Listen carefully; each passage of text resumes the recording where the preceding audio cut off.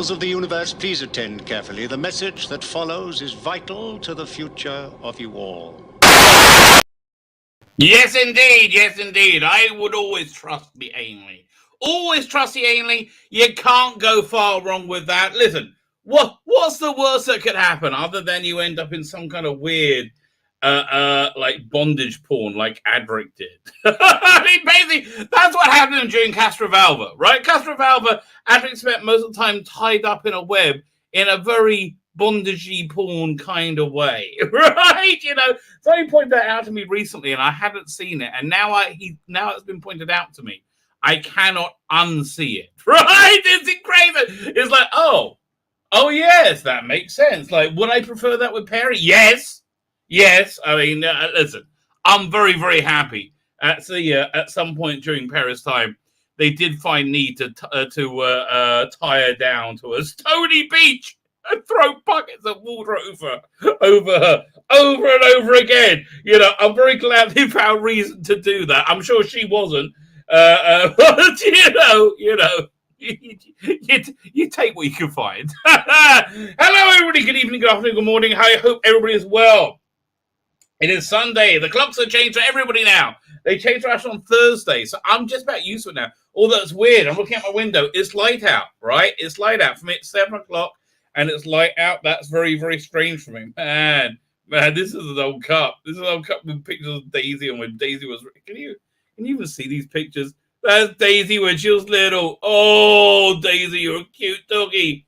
I mean, Daisy's still a cute doggy, but that was then she was crazily cute. Oh, you sure? Before she had a nose. God, I forgot how little she was. Yeah, we've had her since she was about 7 weeks old. I mean, basically as young as you could possibly get a puppy. That's when we got her. It was a little present from heaven.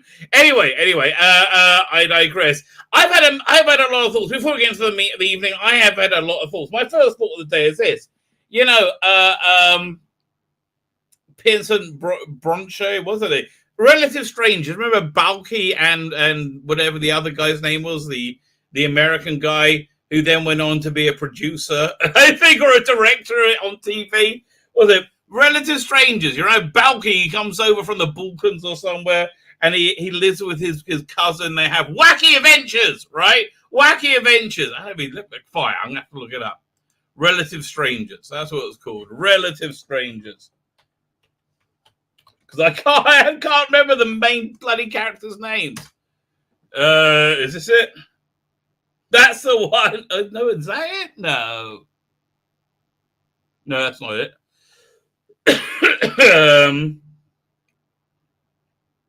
Fine, one second. I'll do Relative Strangers Bulky. Bulky. that should get me close to it. Perfect Strangers. Okay, Perfect Strangers. We'll try that again. Perfect Strangers. Doink. Ding, ding, ding. There you go. No, I don't want the one from 2016. I want the one with... Oh, no one's going to stop me now. Yeah. Da, da, da, da. No one can stop me now. Yeah, that's the one. Yes. Man, they made 8 seasons of that piece of shit. Who could... Anyway, so Bronson, Pinshot, and Mark Lynn Baker, right? Mark Lynn Baker, what's his name for his character? As Larry. Right. That was it. Larry. Okay, so here's what they should do. Then neither of them are busy. They need to come out of retirement and do a Perfect Strangers reunion show. Okay, here's the plot. Bulky has to go back to his homeland to defend it at this time of war. Right? He's not in where is it? Ukraine, but he's in like some weird country next to it, right? So he has to go and defend his homeland. He's like, I must go, cousin, right? And so Larry has to go with him. Because like he can't go on his own. And they get into wacky adventures, right? And they inadvertently cause the Russian army to retreat, thus saving the world from World War III. I just think that'd be fun, okay? I just think that'd be fun. Who wouldn't enjoy watching that today? I mean, just like, exactly the same tone that it was. Even keep the theme tune, right? In fact, especially keep the theme tune. Big Finish, you need to get on to what's her name? To Bronson Pinchot and Mark Lynn Baker, right? And do a revival. Because, you know, I have to tell you, it's all about the theme tune. You know, their Star Cops one, their Star Cops one, they really shot themselves in the foot in many ways. That first box set, they didn't have the what's the name? Australian woman in it. I can't remember her name, right? And she was okay, so you can't just have Trevor Cooper and Brian, whatever his name is. You needed at least three of them, right? I understand Thru's dead, you know, and probably I mean, okay, but it was that, but it also didn't have to have the theme tune because a lot of people hated the theme tune. I kind of liked it. I don't know why it was up. It won't be easy with it. I kind of liked it. I don't know what everyone's upset about. Chill out. Reach across the stars. Oh, yeah, it was crap, okay? I'm not saying it was good, but I'm like, I kind of liked it. Leave me alone. Leave me alone. So I think they really shot themselves in the foot. So because that first box set didn't have what's the name of the bloody character?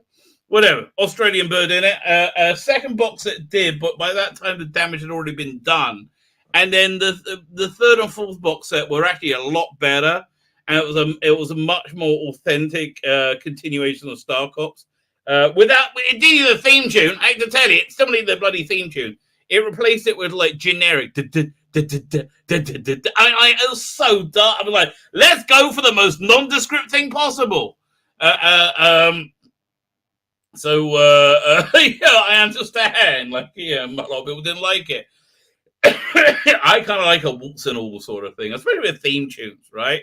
Anyway, Relative Strangers. Yeah, we'll say that theme tune again. Nothing's gonna stop me now. By David Pomeranz. Nothing's gonna stop me now. Yes, that was my first music. They need to do one, right? They need to bring back Relative Strangers.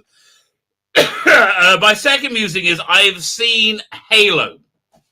I have indeed seen Halo. Let me review Halo.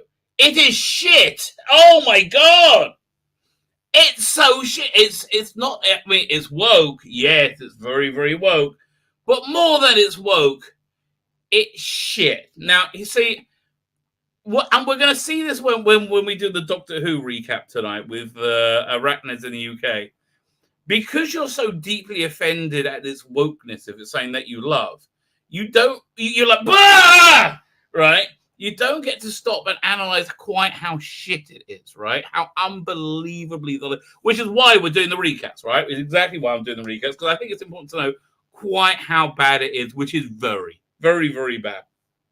And like, oh boy, hindsight is not pleasant to any of these people, especially the Doctor Who we're going to be talking about tonight. Anyway, I digress. We're talking about Halo. So yeah, I listen. I played Halo 3, I think, or 4. I quite liked it. I liked the design. I thought it was cool, right? I'm not that invested in the story. I liked it, right? I liked it. I was more of a PS3 man than an Xbox man. So Halo was something that I just didn't really get into that much, right? But I liked it. But I'm like by no means a maven, right, of it at all. So I don't really have any emotional connection going in. And I'm just blown away with I'm not like insanely offended by the relentless wokeness. Like everybody's all stunning a brave woman. Everyone's black. Like apart from Master, I always want to call him Master Chef, Master Chief, who is a nondescript white bloke. I was quite surprised actually. But it's such shit. It's like a Karen saying, "Oh, I'll do a show about video games," and not getting it, and like it's just like imagine the Bad Batch with far less subtlety, right? Dumbed down a lot, right? Live action with $1 billion spent on an episode. That's essentially what it is. It's just shit. I mean, it really is. You got like, it's like cliche after cliche after cliche after cliche. Oh, so it starts off. I'm going to try and remember it as much as I can because I've just watched it and it's so forgettable, unbelievably forgettable. Right? Starts off. They're on this like desert planet and they're mining for water or something. Right, and you have this stunning and brave young Asian girl who's so stunning and so freaking brave. I'm like, hey up, I'm out. It was like a few minutes in, and she's breaking the rules, and she's stunning, and she's brave, and she's running up a hill. Come on, everybody, follow me, right? And then she finds this flower, which are like useful fuel or to get super high from, right? So I think they're all about to get high. They're all about to get high. And then she sees, because she's brilliant at everything, right? Because, you don't get brilliant people like this every day unless you're watching drama in 2022. So really, how insecure must these Hollywood fanooks think that women are, right? He's been constantly told, no, you're strong, you're stunning, you're the bestest ever, right? Who needs that in life? Really? I mean, like, because from a TV show that shit, really? I mean, I understand. I know, whatever. So anyway, she sees a glint in the distance. And then she goes to investigate, and they're outside their colony thing, and she sees like a ship has landed. She doesn't recognize it. The Spartans are bad, apparently. They hate the Spartans. Oh, they're the worst ever. We hate Sparta. I'm like, aren't they good? I don't know. Some political bullshit they're going. So they hate, but they go, and they said, it's not the Spartans. She starts running. And so, boom, the friends start blowing up. There's being zapped by those big CGI aliens going, pew, pew, pew, pew. Okay, and I'm like, yes, blow up the Mary Sue with your stunning and brave weapon, but weirdly enough, they miss her. It's weird, because they hit everything else. Right. And then she lets off a red flare to alert the colony. Alert the colony, she says. And then they kind of, even though she let off a red flare, clearly indicating her position, they just kind of like go, I guess we'll just give it up now. Oh, who cares? And then, so she goes running back to the colony. Run. Now her father is the general. He's the bestest ever, right? He's like, they're all best as ever. And they get raided by these giant aliens, go blip, blip, blip, blip, and they all get killed, right? All get killed. And then the Spartans arrive. And it's like world police. It's like, it's such shit. It's such like, they think they're being cool. And they're like, each got their own different armor. One's got the sharpshooter. They're all women or could be women or who gives a shit. It's just, oh, God, it's such shit. At the same time, we got they got their command. I was going to say their command structure plot line going on, and you got a stunning and brave Indian woman with a stunning and brave English blonde scientist being stunning and brave and somewhat sneaky. And there's a stunning and brave black president general thing. And they're all stunning and brave. And they're a bit sneaky. Oh, they're a bit sneaky. You have to watch out for them. But they're in charge, right? Meanwhile, the aliens, they have a little conflab. And it turns out one of their big leaders, their worship is a blonde human child. What could this mean? I don't give a shit, okay? I don't give a shit about any of this, right? And then everyone's killed from this girl's village, the stunning and brave girl's village. She's not killed because she's so stunning and she's brave, right? So the master chief for this Spartan has asked to bring him back alive, right? For some reason. And then he's on his spaceship flying back, and then he gets it. Oh, they keep doing this stupid idea of you do the HUD, right? Because that's how you play Halo. You look for the HUD. No, what are you stupid Karen? What did you think? It was 1997. God, I mean, really? Oh, that's your cool idea. And like, oh, and it's so dumb.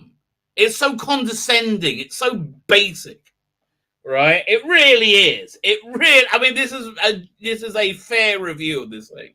So you keep seeing their HUD display.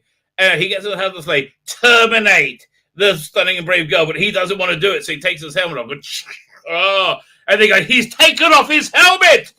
Come on, no! He's taken, and so then the entire army goes against him, right? They're out to arrest him. But then the other Spartans come and say, "Oh, we're not," and they're all up for fighting. And I don't really give a shit. He flies away, and what else happens? I don't give a shit. I'm watching this going, this is shit.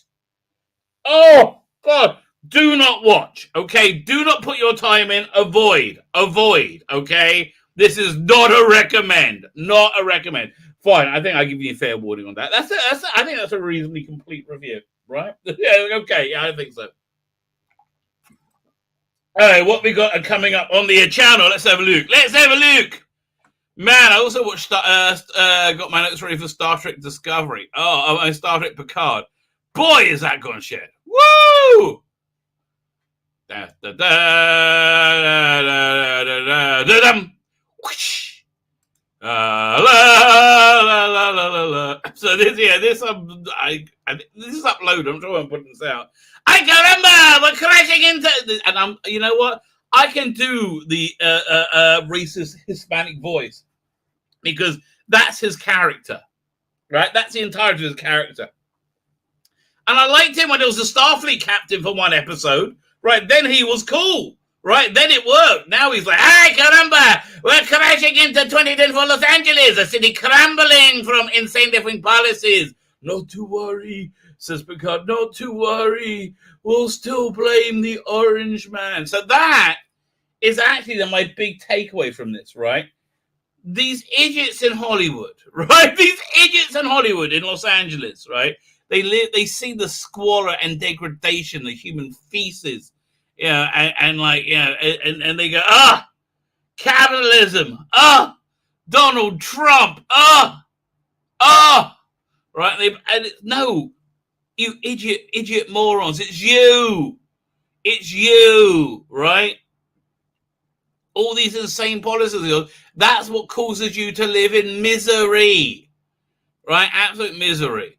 So this I recorded today. There's a lot of news about. What do you want to tell you? I just saw that Noel Clarke has been uncancelled as well. We might actually look at that story soon. It's Doctor Who News World. John Barrowman still cancelled. Hugh Grant still a white male. Jodie Whittaker still the bestest ever. And Sea Devils are coming, and it looks kind of boring. And he goes, it's gonna be Hugh Grant. That's great. I always wanted to be able to act. Yeah, it doesn't work like that, Jodie, darling. Don't work like that. I bet Man's excited as well. This, Raised by Wolves Season 2, the best science fiction on TV today. Not even close. Not even close to anything else. Battlestar Galactica good, right? Battlestar Galactica good. And I'm talking about you had to be there at the time for Battlestar Galactica. That called a Zyges, right? They was like, this is insane. That was like the Sopranos of sci-fi, right? This is insane. This is worth a subscription to HBO Max. It's just finished its second season.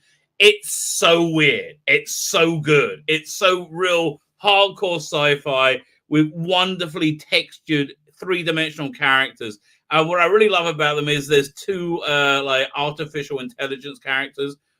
And it's so well written and so well performed that you absolutely believe they have like emotional reactions to things like envy, anger, fear, right? But you see it's a result of their programming. It's much like humans, but it's subtly different, right? And it's really, And when they see emotions, it means it adds in an additional algorithm to their actions, right? It's really clever, right? It's really, really clever how they do this. Add on to this, there's this whole creationist story of trees and serpents, and like deities and 1,000-year-old robots, and it's really cool. Okay, I don't know how to recommend this strongly enough. It's really good, right? Let me see. Oh, that's tonight. Let's see. We'll keep this on while I look at this. By the way, I do like the Dark Dimension Doctor I made there. That was actually, you know what? That was Dominic. He's working for Big Finish now. Dom, whatever his name is. Him cosplaying as the 8th Doctor, right? As the 18th season 18 Doctor with the Dimensions in Time Tom Baker head. I think makes a fair approximation. I've always been fascinated by Dark Dimension, right? I really have, because I lived right through it. And I'm really sad it didn't really happen. It didn't sound like it'll be that great, all things considered. Maybe it's better in the long run, didn't it? It probably would have hurt Doctor Who more than if it hadn't been done, or maybe it would have just been a forgettable thing. I don't know. It's but we're doing a deep dive in that before we do, and after that we're going to do the Jodie Whittaker Arachnids in UK. Man, do these things not stand up to a second glance, right? Oh my God. There's no way this thinly veiled, unhinged attack on an incredibly successful president will ever age insanely badly. Wrong again, Jodie. Wrong again! In hell! It's one thing to very clearly inject so much politics into Doctor Who, right? And then when you mention all the politics that are injected in Doctor Who, the refrain you got from online was was like, oh, why are you injecting politics in Doctor Who? I said, no, I'm not. I'm objecting to that being done, right? It was insane time. Anyway, this does not fare well, right? This does not fare well with a second viewing. It's really so indulgent of Chibnall, right? So insanely indulgent, and for really, it's not just zero return, right? It's not just zero return on his indulgence. It's negative return because you look like it. Now we see what the world is, right? With you idiots in charge, Chibnalls of the world, Bidens of the world, right? Now we see what it is, and we saw what it was with Trump in charge, right? We see the bloody difference. Don't tell me this bullcrap will be going on with Trump in charge. Don't tell me that the Saudis wouldn't be taking the president's bloody phone call, that General Milley wouldn't be able to get the Russians on a call, right? Don't tell me that will be happening if Trump was here. It is happening because they all know they're dealing with feckless pussies that are more afraid of what the New York Times says than winning any wars. Anyway, so yeah, that doesn't work. We got Blood the Titles review. Good Doctor Who. Like it. I was actually very, very impressed with it. For me, I mean, Bronwyn Bean didn't like it. He thought it was boring. I think did you think boring? I don't know. I don't remember. But I liked it. It felt like very authentic Doctor Who doing Gallifrey, and that it was different and it was weird. And it was like it was. I always felt things like Arc of Infinity when the Five Doctors kind of like made the time was a bit more boring, right? Whereas Deadly Assassin was like, whoa, what the hell, right? You got the Manchurian Candidate and all this weird, psychological horror, right? So you got it's the same sort of thing with this. It's clever. I like this one. And then I'm going to be cutting out the bits from the Dark Dimension from this stream tonight. And put it out as a separate video. This is one of the reasons I'm doing this, because this thing is this thing that I'm getting a visual from deserves a review, right? Let's just wait for my review till I review. Anyway, we'll keep that on while I get to the chat. Let's have a look. The Southerns, I'm glad you are, lad. Put your feet up, have some echo cake. Robert Mill. Mr. Jekyll and Hyde is here. Darren M is here. The Time Prophet is here. Do you see? in time. What will be? Problem big is Eki thumb. Oh, have some black pudding, darling. Oh man, that's one of the few things I regret not doing before I became religious. Right, I became religious when I was like 19, and so like I've never been, there's a few things I've never been to a strip club, and I really always wanted to because it feels so scuzzy. Right, I've never had black pudding. Right, and I can't do either of those things now.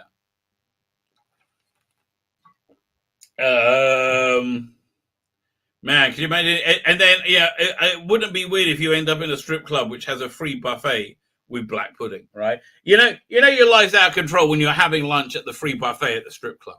Okay, that's not a good sign. Okay, not a good sign. Hey, shipmates have come from the balloon. Oh, hi, sir. It's the main brace. Cute doggy. Yes, she is. Oh, we all love Daisy. Everybody loves Daisy. Daisy likes to play a lot. Mr. Jungle, I said hello to you. The Soda Engine's here. Let's all be grateful Jodie Whittaker is doing a Titanic episode. Every episode is a Titanic episode for Jodie. Oh my God. And the end, she goes under every time. Falconell is here. Luke Fretwell. Hello, how's it going? It is going well, sir. Your avatar looks like a Lexi Cell doing the master, right? That's how I would describe your avatar. But it does. You kind of got that Delgado look going on with you. I always like the bit of the Delgado, a bit dashing. Anything else we got? Well, what do you think? What do you think the weirdest, most messed up thing that the Delgado master did? Right? Again, I really think the Ainley master was very into his physical pleasures. Right? I really think he was a bit of a perv. Right? It was a bit of a huge perv. And my rationale for that is, firstly, Ainley, obviously. But my rationale for that will be that, he spent a whole incarnation being crispy, right? He was in the Jeffrey Brever's crispy incarnation, and he's supposed to be in pain all the time during that incarnation, right? I always thought that the whole... I thought I had a long off. That's weird. I always thought that the whole Keeper Tralkin thing, that was somehow the Milker was somehow some kind of weeping angel, and it was him trying to leech the power off them to get something, and it went wrong. Right? That's basically what I thought would happen. Still going your entire lot on you. Yeah, let's say setting up always takes time. There I am. I'm sure I said hello to you, but I'll say hello again. Ethan Buckheimer's there. How are you? Happy Sunday. Love the actor, Piers Bronson. Can it spell today? Cannot spell today. I like a bit. I always say his name's wrong. Piers Bronson or whatever. I like him, right? I like him. I wish they would do. I wish it would do a movie as an older spy, basically James Bond, right? Basically James Bond, but as a silver fox and pissed off from the world, going rogue, working with Blofeld to destroy the nation, the age of woke, right? I would really be up for that. And there's something else we need in the world, and the Austin Powers movie, right? We are well up for an Austin Powers movie. Let me see. I've got Star Trek 3, The Search for Spock on at the moment. Oh, great. I love Search for Spock. And they do, in 4, they do riff on Star Trek for a lot in Picard, right? That a lot. I'm surprised how much, but they really do. I think they had this. Remember the scene where Spock was on the bus and the guy had the music going, and Spock was about to pinched him. Right, so the same thing happened. I think it was the same guy, right? And he backed down and turned the music off for 7 or 9. So it's weird. It's weird. While you watch Star Trek Picard, ask yourself what a Starfleet officer would do in any situation that you see in Starfleet Picard, and it's never, ever, ever what happens, right? Never what happens. Star Trek Picard leaving everyone a bit confused this week, right? When you had Guinan, a young Guinan turned up. However, she was younger than she was in the 1890s, I believe, when she met Picard and had an extended conversation with him. They just I don't understand how they were so stupid, right? He's not that her cat loves the sound of my voice. He's a smart cat. Smart cat. I can't argue with Eastland's cat. Richard Greta, how are you? The game franchise hasn't been the same since Bungie left Halo. Yes, I understand that. That's what I heard. Was the last really good Halo game. Yeah, I mean, listen, I enjoyed it, right? I enjoyed playing it. And it took this long for a game to come out? Ridiculous. You know what? I'm amazed nobody's discovered and adapted yet, which was like, you can make a fortune with this. A live action Laser Razor and Press Button. Who is Laser Razor and Press Button? Okay, so Laser Razor is a super sexy assassin. Like, just in this sci-fi world, she like hovers around on hover boots, being super sexy, like with a sniper rifle. And her Press Button is her partner. Press Button is a insane, literally insane, with a pure hatred of all vegetables. Partner. There's only a quarter of him exists. See, what happened was he was attacked. He was a zookeeper, a floral zookeeper in a alien zoo, and this alien fungus like anesthetizes him. It was very polite as it like ate him slowly, right, leaving only a quarter of him left. So now he's in this like cybernetic body with a giant cleaver for a hand, and the only really physical he has a big button that says press button. If you press it, he experiences deep orgasms.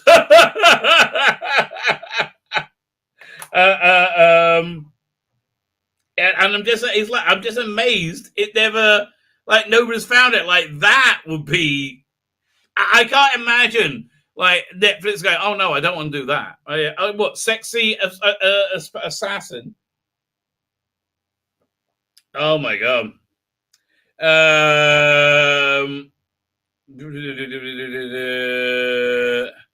I refuse to believe that Master has a face under. Oh, they take the mask off his taboos, like Judge Dredd. See, that's how much I don't know, right? That's how much I don't know. They wait till the end of the episode before they do that. It just Chumley 73 is here. How you doing? It's just not very good. Raise My Ball System was phenomenal. Yeah, see how good it was. Me and Problem Big agree, right? Very rarely do those stars align, right? So therefore, is saying that you should totally check out, right? Absolutely check out. Who else is hoping for a diversion about Daisy and Ninja Blind Cat or Catfoot? Well, funny you should ask. This is not a huge one, but we have to start breaking Daisy into kosher for Passover dog food and Ninja into the. And here's the weird thing, okay? The dog loves the cat food. The cat loves the dog food. I like, guys, what's going on? And the cat can eat. Oh boy, can that cat eat, man. The blind cat knows where the food is. But he is blind. It's very hard to believe he's blind, but then sometimes you see him like not knowing what's happening, and you know he's blind. Yeah, you forget.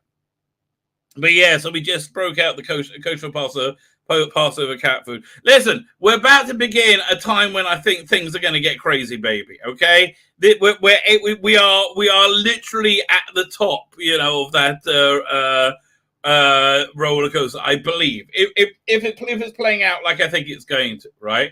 I say the year that you create in around September time actualizes around now. In fact, right now, this is the 25th of the day of the month of Adar. This is when the books of Kabbalah say the world was created, which means that new energies entered into the world now, right? And I think there's something weird going on with the weather here in Israel. Like, all last week, really cold, like freezing weather, freezing rain, like hail.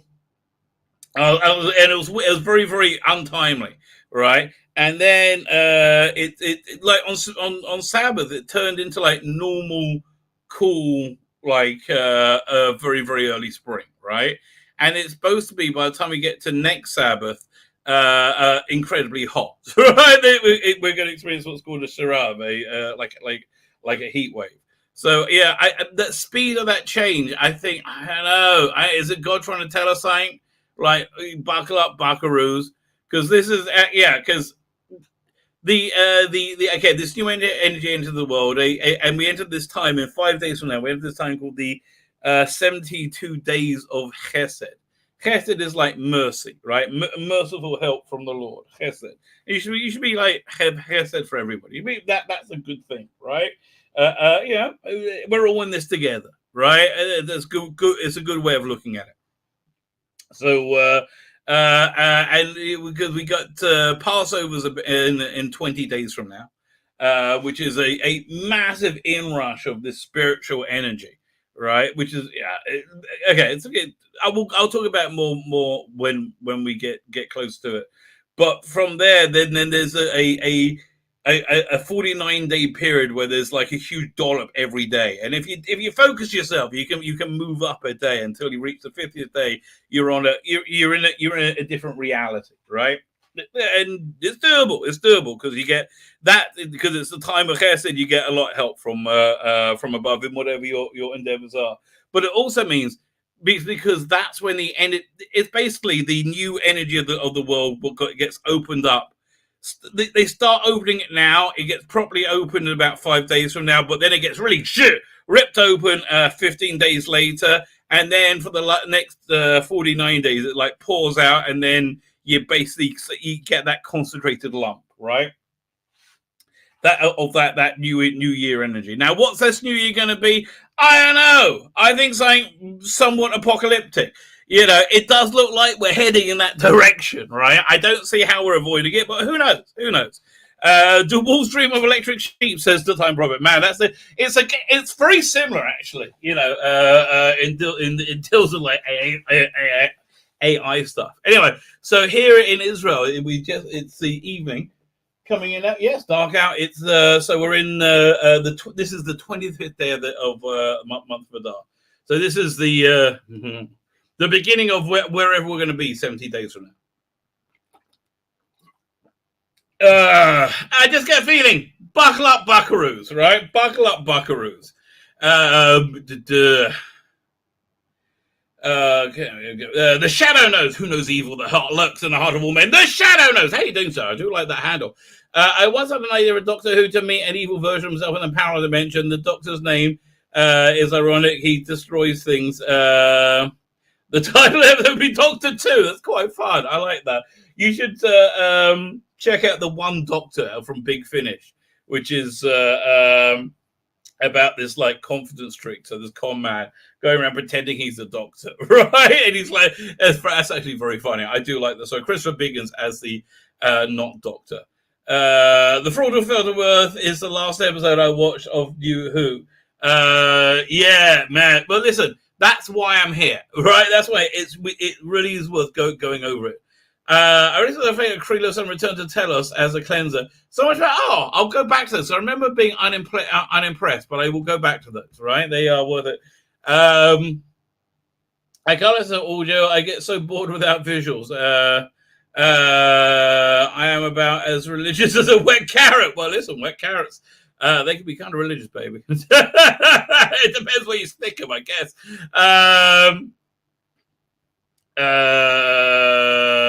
The second story on Solo about the witch was better. I haven't got to it yet. I'm looking forward to that. I'm glad to hear that. Brosnan. Oh, okay. Bronze. It's never going to work. Okay, it's not going to take. Probably been trying to trade me this for years. Brosnan. Now I'm always terrified, right? Because it's like, no! Whenever I say it's going to be wrong. Brosnan. Okay, here's Brosnan. The master should have probably just disappeared after Deadly Assassin. He had a good run up until that. Nah, I don't mind them recycling and bringing him back. I like the Alien Master. I mean, it would have been like maybe just come up with a new villain. I hear what you're saying, actually. Chumley73 says, "Hi, Rabbi. I was wondering if you were sending out artwork to the paying customers on your Substack." Yeah, it's great, but yes. Yeah, Substack. Thank you for reminding me. I saw this time of the month. So yeah, so hopefully next 2 days, I'm sending out as a surprise, right? I actually just announced this in my email update that I sent out today. As a surprise, I'm sending out the first issue of Crown the Empire which is my new graphic novel. It's a black and white version only, but that's going to go out. We're getting new artwork out, and I'm getting a more of an idea about NFTs. I can't give them away, but I'm getting an idea of what they are and why people like them. So that's I'm thinking of doing religious ones actually, right? Like there's a thing called the Chamsa that's a very simple symbol of a hand, right? Hand, and you put an eyeball in it, and it's like a protection against the evil eye. I can put like Jewish things at the top of the bottom, but that behind like a pulsating, like funky, like background. I think that'd be kind of cool, right? I think things like that people might go for, right? When it's like a digital piece of art that goes on your phone. Right, and it's like something you've got to put on that makes you smile, makes you go, well, that's cool. That's like weird. Like I might do like stuff, channel stuff, like doink, like a screen as a like again. You can use it as your screensaver, but like as a digital piece of art, right? It's basically what it is. It's a digital piece of art. If anybody wants anything in particular, let me know because I like it's one of the things I want to get cracking on. Because here's the thing, I've worked out that it's got to be chunky. That's the thing that people like about NFTs. They like them being chunky, so it's got to have that like 1970s printed feel, which leans very nicely into genre, quite frankly.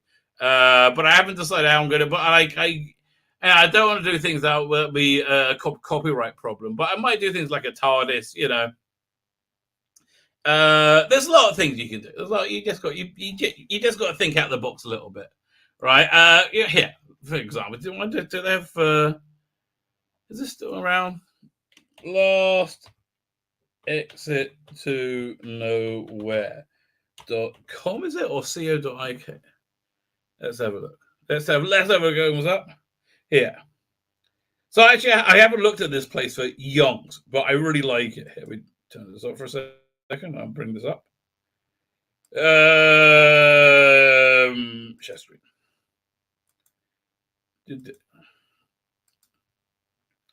Okay, so Flynn's Arcade, for example, from Tron, right? Nostromo cap. These things are so cool, right? Like Frog Comics from that's Lost Boys. Like Magnet. Oh, look at that! How Magnet. That's cool. Like these, yeah. Wouldn't this be cool? I mean, again, you make everything original. But yeah, like these things aren't breaching copyright, but you know exactly what they are. Like, wouldn't you love something like this? Stay on target. Yeah, as like an animated piece. But again, each one of them being like original. So I'm getting kind of like turned on by the idea. Like now I understand what they are. I like them more, right? What else I got here?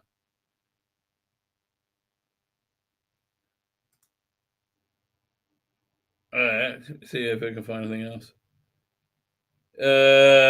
Winchester Tavern, yeah, Osalaco, yeah. I would love this sort of stuff. Jaws 19, that's Back to the Future, right? Yeah. Shark still looks fake. Amity Island. Oh man, all this stuff is cool, right? All this stuff is very cool. Fine, let me get back to the chat. I have no idea how we got into that. We have a brand new technology tonight that we will be using to look at the slides. I'm very excited about that. Doink. Star Trek 4 is my favorite film. It's wonderful, right? But I really like Star Trek 3. Right? Star Trek 3 is you got Christopher Lloyd, great direction from Nimoy. Shatner's really on his game. You know, the bit where they kill David, I mean, that was wonderful. I mean, you killed my son, like he falls off the chair. Perfect, right? The implied sexuality between Saavik and Spock as they grow. I like that as well. It was subtle, there. You didn't linger on it. The casting was good. Everything about it was good, right? It was just good. I mean, Star Trek 3, it's the one where they steal the Enterprise, right? Oh man, that was awesome. Like, how could there be a red alert in the space dock? Someone's stealing the Enterprise. Kirk, you do this again, you'll never sit in the captain's chair. That was awesome. Freaking awesome. Oh, man, now I want to watch it. That's a really great sequence, the stealing of the android. But what on earth is Chekhov wearing? Like, Chekhov's like, you know what? I'm gonna look like a little sailor boy from the 18th century. This in no way or means should in any way reflect my sexuality, right? No way. I mean, fine. It just seems silly to me. I barely listen to the same songs I loved years ago. Never mind since '86. I don't know what we're talking about. The neck picture. Yeah, the whole thing about it's pretty silly. Peter Pratt does not get enough attention for his performance. He had to work under the mask, and he was a Gilbert and Sullivan operetta singer. What was he want? What was he in, Peter Pratt? I'm going back through the chat, see if I can work it out. I guess Peter Pratt was a master. Yeah, he was excellent. He was better than Jeffrey Beavers. Just don't tell him that. Yeah, very, very creepy, right? Even a while ago that the Dark Dimension had seven survive, and his death was prevented at the end after it went back in time. Yeah, exactly. It was it was fun, right? Honestly, I think it would have made it harder. It would have scuppered the TV movie, which was the best bet to revive it, right? And I really wish Big Finish would do a box set of like what it would be like for a TV, the American network show of Doctor Who, right? 42-minute episodes with ad breaks, like building. And you don't put the fake ads in, but you do need to build up so that it's got that rhythm, right? It's absolutely got that rhythm. Fine. Tzvi Lebetkin, what about the shorts on the comic shorts of the Rabbi teaching Kabbalah? I don't know. I think that'll get me more struck off than I already am. Right now, I have the anonymity of no one's going to sit and listen to the show for 45 minutes to catalog my heresies. Once I start publishing them in easy to digest nuggets, that might not bode well for me, right? That might not bode well for me. I am getting an understanding of it. You can have that one 10%. Oh, what was that? What was that one? Okay. Wait, which one? Now I've got to go back. I'll go for 10%. Okay, first I got to do it. I thought you were saying you use your theme tune. I'm like, well, we could do that. I got worried then. I saw R.I.P. Tom on Twitter, and it's always scary, isn't it? Oh God, he's looking older and frailer. I mean, let's be fair. X-Men 577, how are you doing? So thank you for joining. DC, how are you? Solar Engines, I think we're up there. Isn't Kabbalah hell? No. Kabbalah is the teaching of Jewish mysticism. All right, Kabbalah, that's basically what it is. It means a received tradition. You're recommended to be reasonably learned before you get into it. You should be in your 40s. You have children. Finish the Talmud. Going through the Talmud. Be reasonably versed in Jewish law. Been around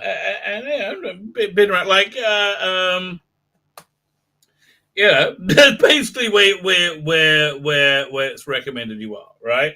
And it deals with what reality is, right? Like in Judaism, we think everything is representative of something else in a spiritual sense. Like salt is that is something that cleanses, something that removes spiritual defilement from something, right? Why does that magnifies one's spiritual receptors, right? There's everything is a code. It's all about decoding the code, right? Which is essentially what it is, right? And once you can do that, there's a way you can pop the hood on reality, and you like hardwire it, right? Once when you see how things work, it's pretty cool, and I've seen it work more than one. Like there's a thing. If you have hepatitis, I've seen this work, right? This is crazy. This is crazy beyond crazy. There's a tradition that if you have hepatitis, if you get a bunch of pigeons, right, and you stick them on the sufferer in the way, you have to put the anus next to the belly button and turn the head, right? Not in a way that's violent or will kill it. And you just hold it there for a second, and suddenly the pigeon will go and just die, right? And then you get another pigeon. And it'll go and you keep doing that until the pigeons stop dying, and then the hepatitis is gone. Right? How does it work? I don't know. Does it work? Yes. Yeah, it's crazy, right? It's really crazy. How bad the hepatitis is how bad how many pigeons die. It's really bizarre. But there you go. So that's what Kabbalah is. Fine. So we're caught up with chat. Fine. Let's have a look at this. Where is it?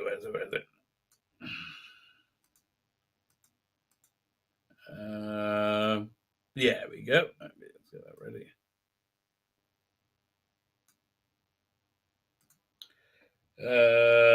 Okay, stop screen. And where is it? Share screen. There you go. Doctor Who. The TARDIS. So this is something that's always fascinating me. Firstly, what culture doing a good article, right? And this article is so good. It covers pretty much everything. And if I miss anything, I will put it in, because I was there, right? I was there when it's announced in Doctor Who magazine. It's like, what? And then I was there next month when it's announced it wasn't. It was weird. It was really weird, and everyone's been really fascinated to know what it's been since that time, right? Like, if you were there, you're like, well, what was it that didn't happen, and who's going? And then slowly images started to leak out of these like skeletal Cybermen.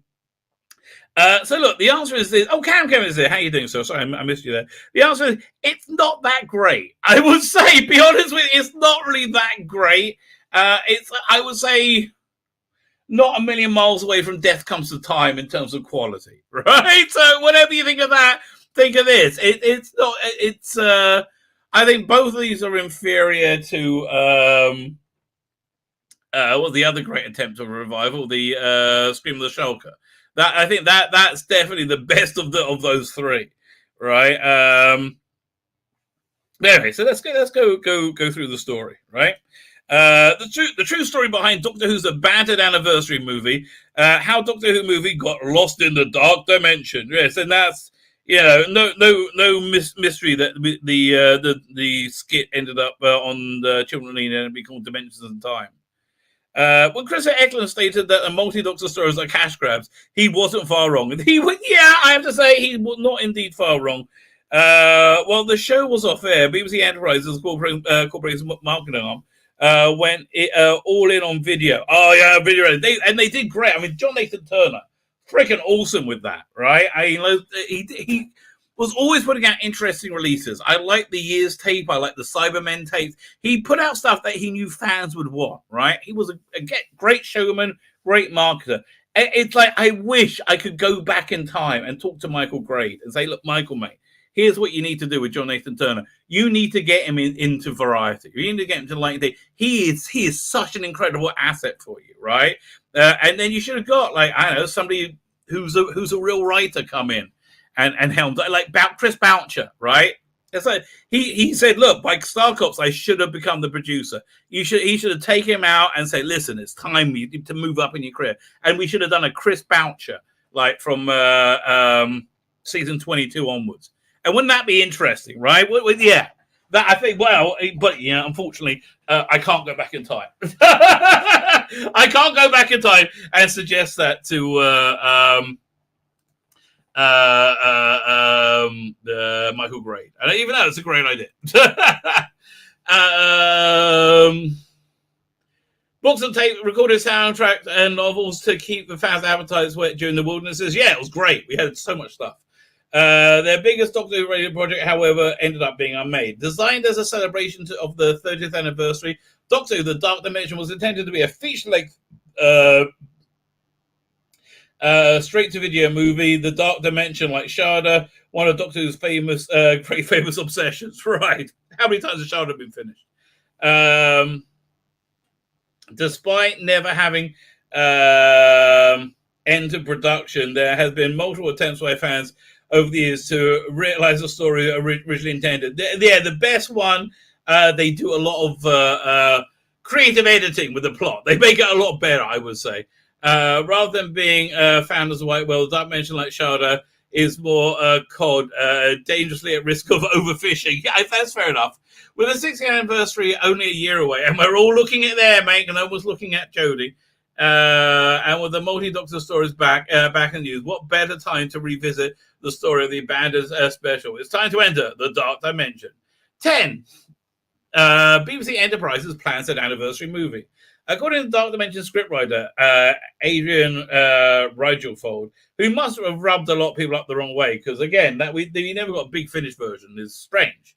The planned movie was at the behest of Tom Baker. That's interesting. Speaking to the Space Mountain Convention in Clacton-on-Sea, Riddle said, Tom Baker went to the BBC, said, I'd like to be Doctor Who again. And that's the reason why it happened. Well, that's interesting. That is interesting. Wow, I did not know that. Baker had also suggested that scriptwriter be Douglas Adams. In light of this, the strong performance of Doctor Who and the home entertainment chart, BBC began planning some special back in September '92. Right, I remember this.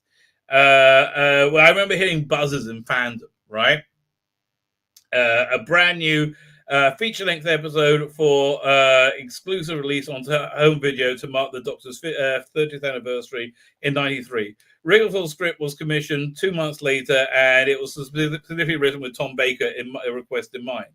The plot rolls around about Hawksmoor, a villainous alien who murders the incumbent Seventh Doctor and alters the Doctor's personal timeline, so Tom Baker incarnation never regenerated.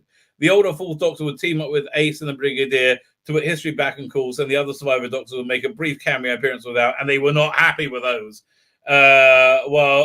This may have satisfied fans. There are certain hypes on BBC who lost their way, feels this series lost its way in the 80s. It was a storyline that proved controversial later in pre-production process. I did not know that. That's interesting. Okay. Graham Harper comes on board to make Doctor Who scary again. Yeah, this was really exciting, right? Graham Harper. So at the time, he was doing like the New Statesman, and he had that period show, some like women's sewing show. I can't remember what it was, right? But yeah, again, Graham Harper would have been perfect producer for this, right? Which is essentially what he was, I think, in this. Fine. Well, BBC Enterprises wrangled over the project with the controller of BBC One, Jonathan Powell, himself one of Doctor's greatest enemies. He was not a fan, that is true. Ridley bought on a director for the project. It was Graham Harper, a fan favorite who directed and responsible for atmospheric acclaimed stories in the 80s, Caves of Androzani and Revelation of the Daleks. Yeah, listen, Graham doesn't get much better than Graham Harper. Yeah, absolutely love Caves of Androzani. I love both of those. But, oh man, Caves of Androzani is so good. I wish they could do a CGI version of the Magma Beast, right? Other than that, it's perfect, right? It's a perfect story. Harper was reportedly very excited to make Doctor Who scary again, and was certainly a great choice for a darker, more grown-up tone on Ridley's script. was aiming for. At this stage, the film was exclusively VHS and therefore had targeted an older fan with paid employment and disposable incomes. Yeah, well, that home market at $9.99 changed the world, right? We all suddenly, we up until right then, we were all relying on like getting. I looked for ads in like what ads in what that name in like listing papers or London to like get Doctor Who episodes. I found a guy had a bunch. I got Invasion. I was like so excited, right? Oh man, it was awesome. Because these things just weren't being released. So when they started releasing them, it was huge. I've actually bought, I have to say, Doctor Who how many times now? On VHS and on Blu-ray, and now on VHS, DVD, now on Blu-ray, right? You're getting me 3 times in. Plus, I probably bought the audios as well, for the missing stories. It was a change early in 93 when Jonathan Powell, who was replaced by controller Alan Yentop. Alan Yentop was very pro, right? The incoming controller was a supporter of Doctor Who and cult television in general, having overseen the creation of the classic Who repeats on BBC Two in 92 into 93. Yeah, the Doctor Who night was awesome. Sorted by Charles Denton, the new head of Serial on Serials. Yentop gave best into the documentary to be aired on BBC One. The planned VHS release now had a potential to feature as extra footage as an additional selling point. Okay, so yeah, we're all excited. So this is what's these images from? I think there was a book put out about this. Is this what's his name? Not Alistair Pearson, Skeletor, right? Okay. Fine. Now the project had the blessing of BBC One. Focus turned back to Richard Fold's script. As an anniversary special, there was a desire to include not just the surviving past Doctors, but several classic monsters. The 6th Doctor was to meet the Ice Warriors. Yeah, so you had a great scene, which is realized very well. We're going to talk about it when we get to the end. There's a great scene where the 6th Doctor is defending Ice Warriors in a court on Gallifrey. And it's really good. It's like it's really plays the 6th Doctor's strengths. While the 4th Doctor would confront a Dalek in a Victorian graveyard, Bruton, and the 5th Doctor will be thrown into Cyber Wars. Yes. That was the worst one, right? Because it was Peter Davison saying, "What do you want to do, Cyberman?" We want to kill all non-Cybermen. And what will you do when you killed all non-Cybermen? We'll kill more non-Cybermen. So what will you want to do when you kill even more non-Cybermen? We will. And it's like, well, then we will have killed all non-Cybermen. I'm like, yeah, okay. Yeah, it was just kind of stupid. Okay, in order to update these classic photos of the 90s, designs were brought on from various including Jim Henson's Creature Workshops. Henson were assigned to Cybermen, with Richard Ford having some insight into the designs at Space Mountain Convention. The guy who designed it, Nigel Johns, was trained by alien designer H.R. Geiger. Well, you could totally tell that. And you can imagine this particular Cyberman looked terrifying. It had holes in its knuckles, and there were points where it held up its hand and it made a fist of 6-inch blades shot out of its knuckles. It was like Wolverine out X-Men comics, Cyberine. Well, that sounds pretty cool.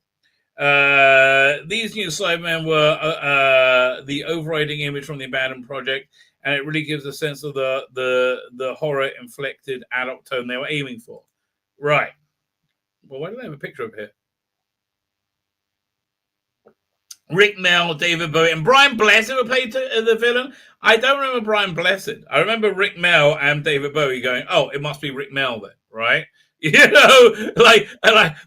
what do you think they can afford? Rick Mell or David Bowie? I think Rick Mell is more affordable, quite frankly.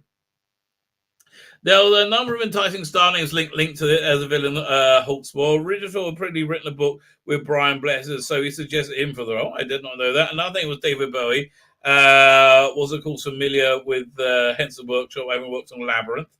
It's not clear how advanced these discussions had got past the names on the list.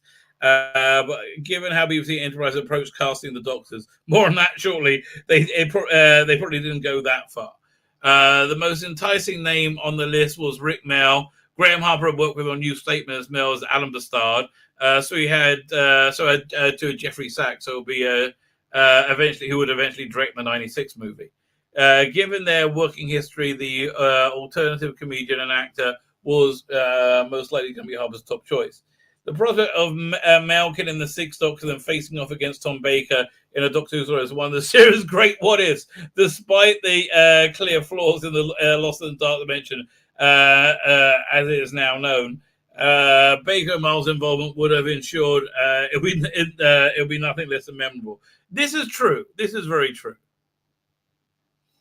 So I remember, but this is a good article. This article really tells you everything. Pre-production begins, casting does not, right? Establishing a production office in '93. BBC Enterprise went into a bid to produce a special with a tender of 75k. BBC were concerned the budget was too low. Enterprise had no experience in producing original drama. Despite this, design work continued on the monsters, updating the Daleks' extermination effects to 3D bolts. Test shooting began.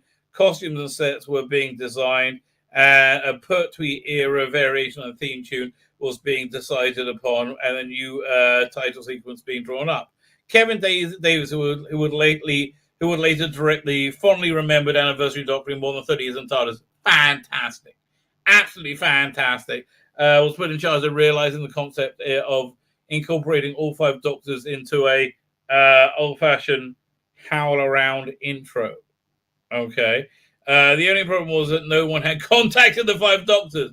In interview with TV's own Peter Davis, the 5th Doctor said, "They never returned my calls when when this project was floating around.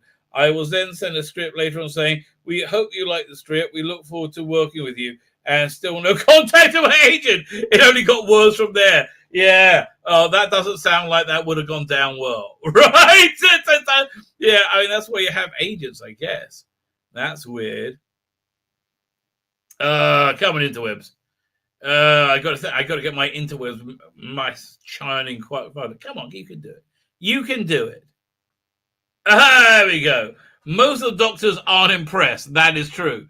As here, there's no classic. This is from the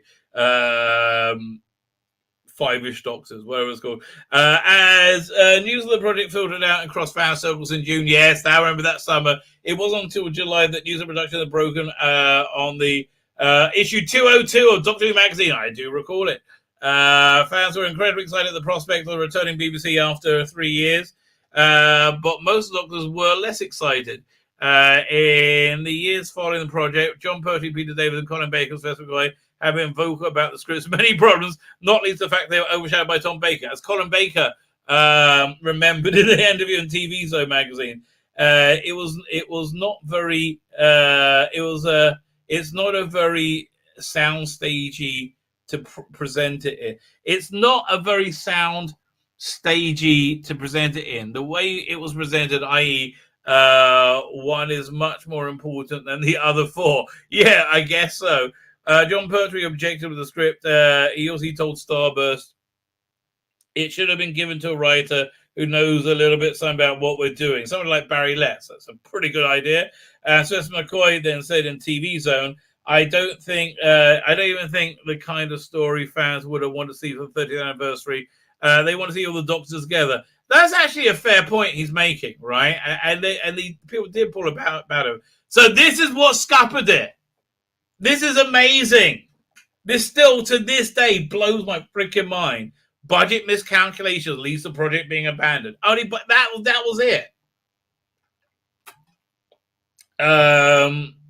Fans' excitement of Dark Dimension was short-lived. The BBC board meeting on 10th July decided the anniversary multi-Doctor special was hastily cobbled together cash grab, citing the project had only calls past Doctors and had calls past Doctors and the unrealistic production schedule.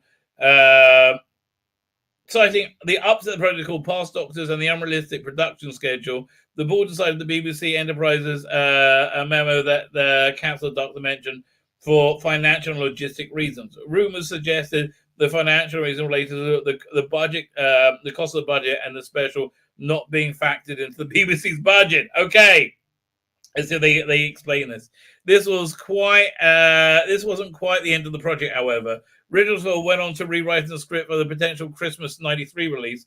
However, meanwhile in America, Philip Siegel was working with Steven Spielberg's Amblin Entertainment, had heard about the project and was concerned. In a DVD interview in the 96 TV movie, said, "I read the script and it was awful. It was really embarrassing. It was silly.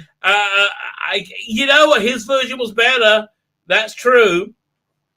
And they were going to march out all the old doctors, and it just felt wrong. It felt like it was going to muddy the waters and confuse people, especially when they are so close to delivering our Bible and script. So Siegel requested BBC Enterprise senior management Tony to put a stop to the project, putting the final nail in the dark dimension coffin. Yeah, so basically what happened is they double entered a figure. Like they had one cost that was going to come from the BBC, and they entered it twice or something.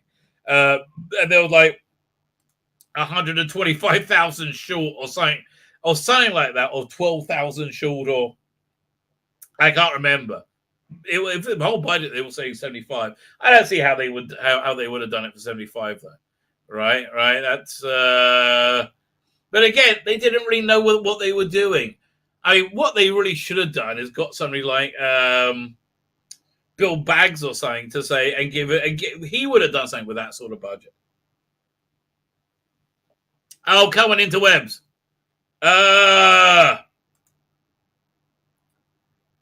Come on, you can do it. You can do it. Oh man, no! What? Talk about bad time for this die. Yeah, we'll try again. Doink. I don't know why it's frozen as well. The my interweb seems to be working fine everywhere else. Yeah, let's try and open it in a new window. See what happens there. Doink.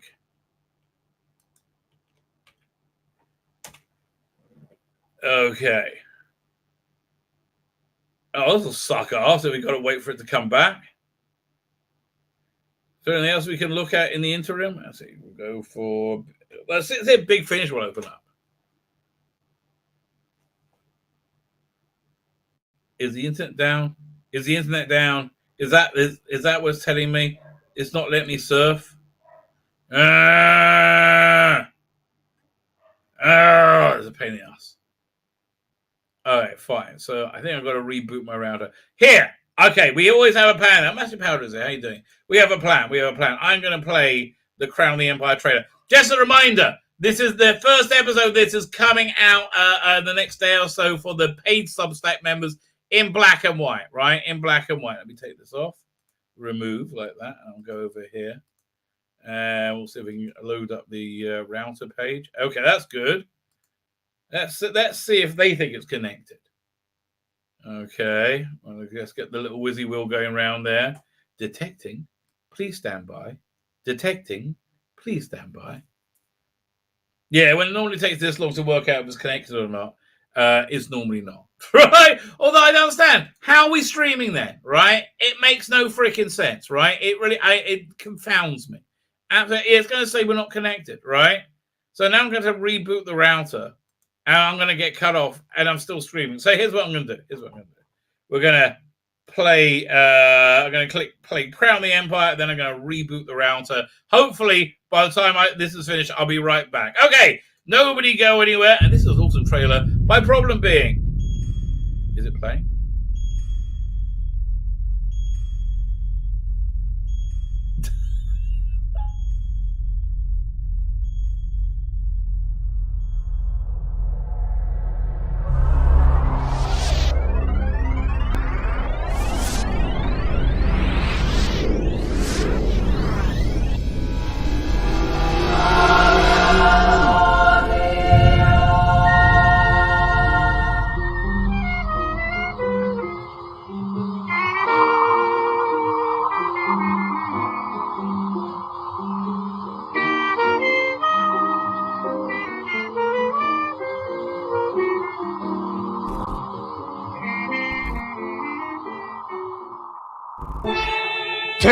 Shut!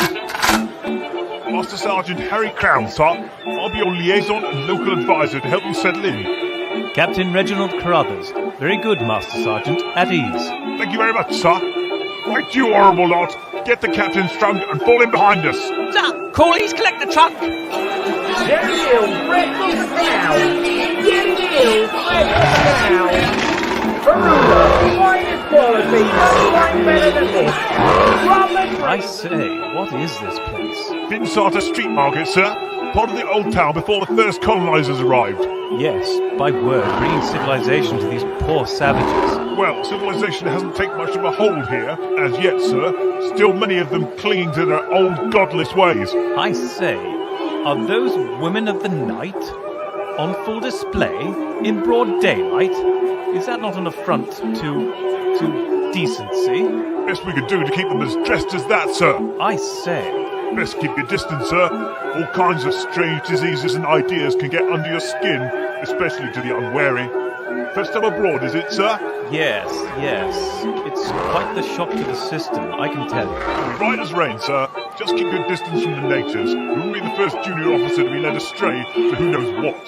Quite right.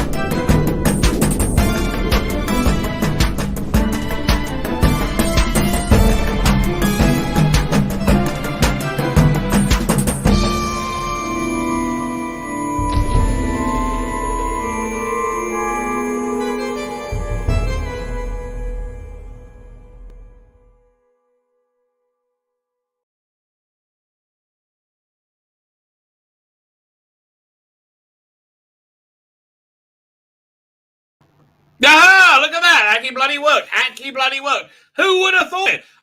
Problem being, did a sterling job there. I mean, just freaking awesome. I love that trailer. And Dr. Alex did the voices. It's really cool. So, yeah. So the first part of that is going out tomorrow or the day after. I think this month on my paid Substack. Fine. Let's get back to the Dark Dimension. There we go. Doink. It's I'm looking at the wrong one. That's the one we want. I should do it. Allow. So fine. So essentially, yeah, they double entered this one figure, and they couldn't make the shortfall, right? And it really wasn't that much, as I recall. Dark Dimension replaced by Dimension Time replaces Dark Dimension. Dimension Time wasn't very good. Let's be fair.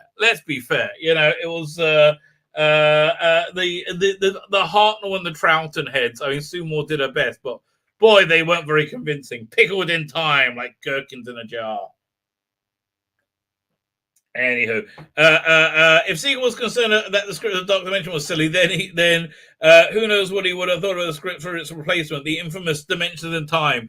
Fans were undersigned disappointed that the dark and brooding 96-minute feature film was replaced by a light and fluffy romp through Albert Square in 3D for 1993's Children in Need. It was really very bad. They had this weird introduction from Tom Baker that was supposed to be in 3D, and it was awful. Views from the prism of anniversary special Dimension of Times is unbelievably disappointing. The crossover would be, it was a skit. It wasn't anything real. It was a skit. It's a crossover with BBC soap EastEnders. The doctors don't feel quite right. The companion thumbnails are thumbnail scratches of how they are remembered by writers John Nathan Turner and David Roden. Worse than that, Tom Baker still doesn't share screen time with the other doctors. Yeah, he does. He looks at keeps them with a bit of disdain. But fans should have lightened up. Dimension and Time.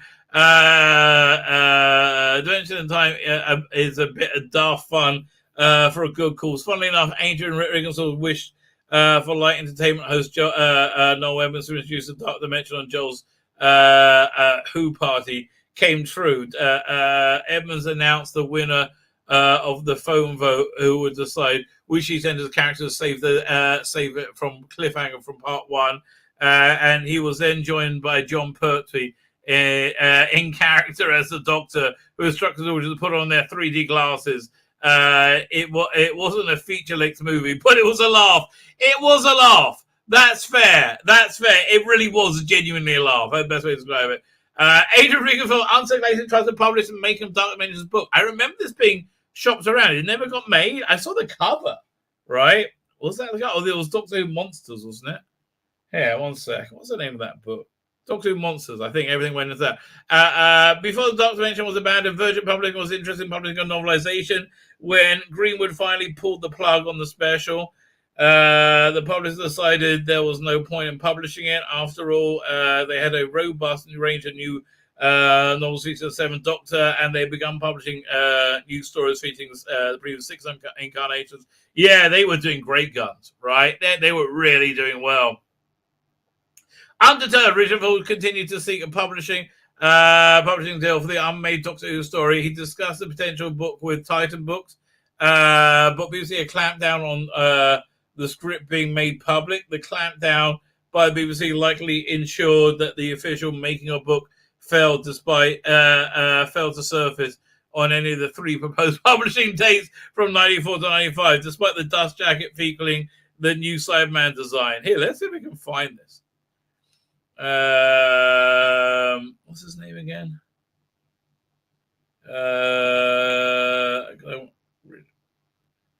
Yeah, let's just do a search. Making of the Dark Dimension. See if we can find the cover.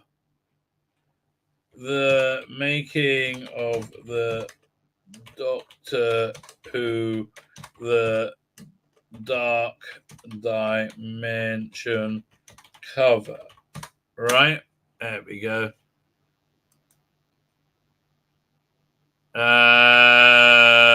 No, this was all fan stuff. The Nth Doctor. No, I've seen that's a different book altogether. Don't have it. Although again, here's the Cyberman that did the rounds. Right? Where's that from? All right. Let's see if they have any more pictures on there. Graham Huckabee 5. These are just the same pictures. Doink.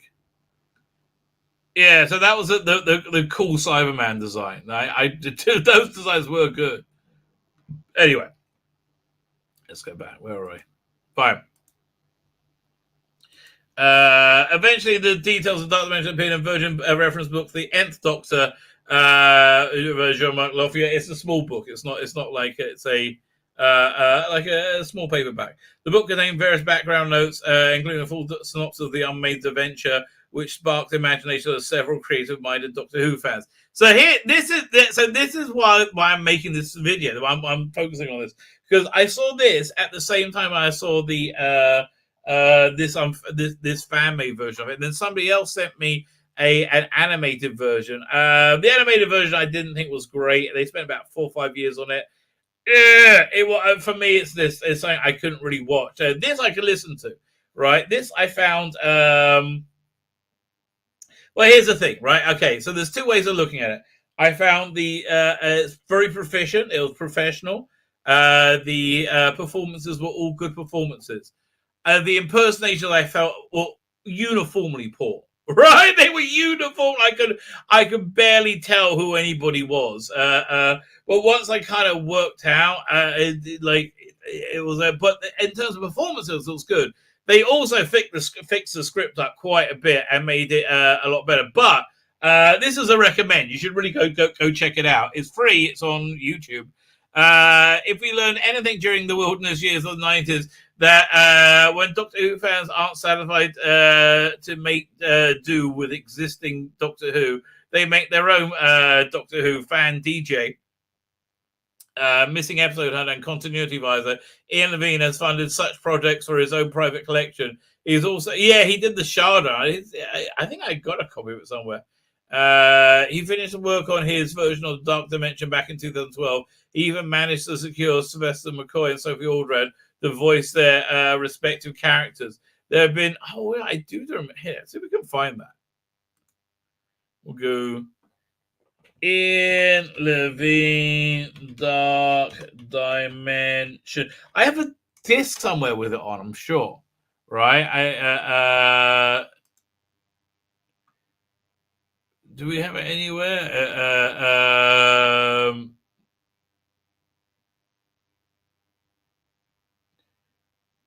This is from the. This is here. What's this? Yeah, hang on. It's opening up.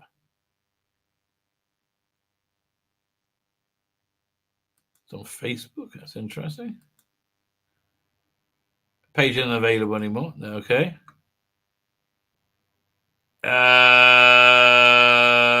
Dimensions in Time. No, we're not watching that. Fan film review. Exquisite. Let's see what this is. Is this a review of it, or is this actually it?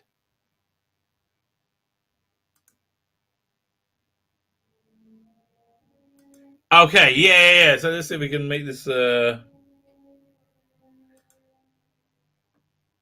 my name is Ian Levine. This is version of Sharda. I can sleep, and then where would you be? Read it to me. I presume you can't read Gallifrey. That was okay. Evil of the Daleks. No, the new version is much better. I'm sorry.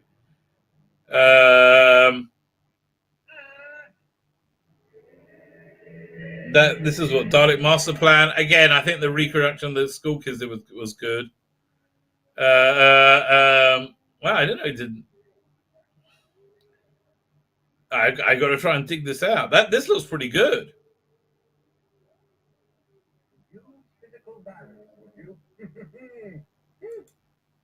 Gallifrey. Wow, they did version. See, this is nothing more than a small pickup, that's all. Cardinal, do stop insulting our intelligence by attempting to. Yeah. Surely.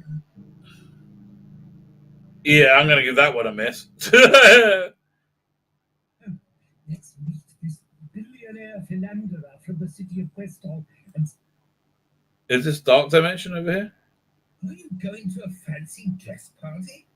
Do you know, I once stood in this. What is this thing? Position. Oh, dear me. And what's dear Sextus trying to sound this time? The catacombs of Splendaris? What on earth is this? I mean, don't get me wrong, I'm not opposed, but why is there all these like scantily clad, busty women in Doctor Who? Planet Galatros? Intergalactic Hotel, Galatros City. Is this still Gallifrey?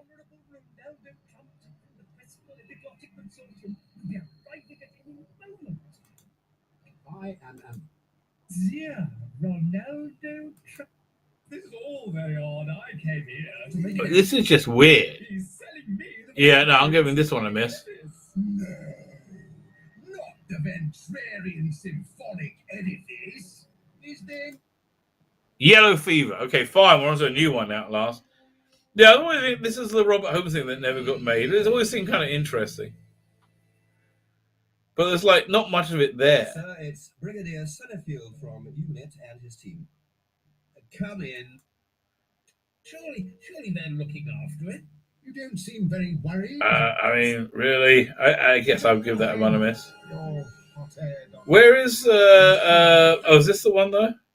I've got that. Anywhere, nowhere. If your Time Lords come to die, What's this one over here? Is this Death Come to Time?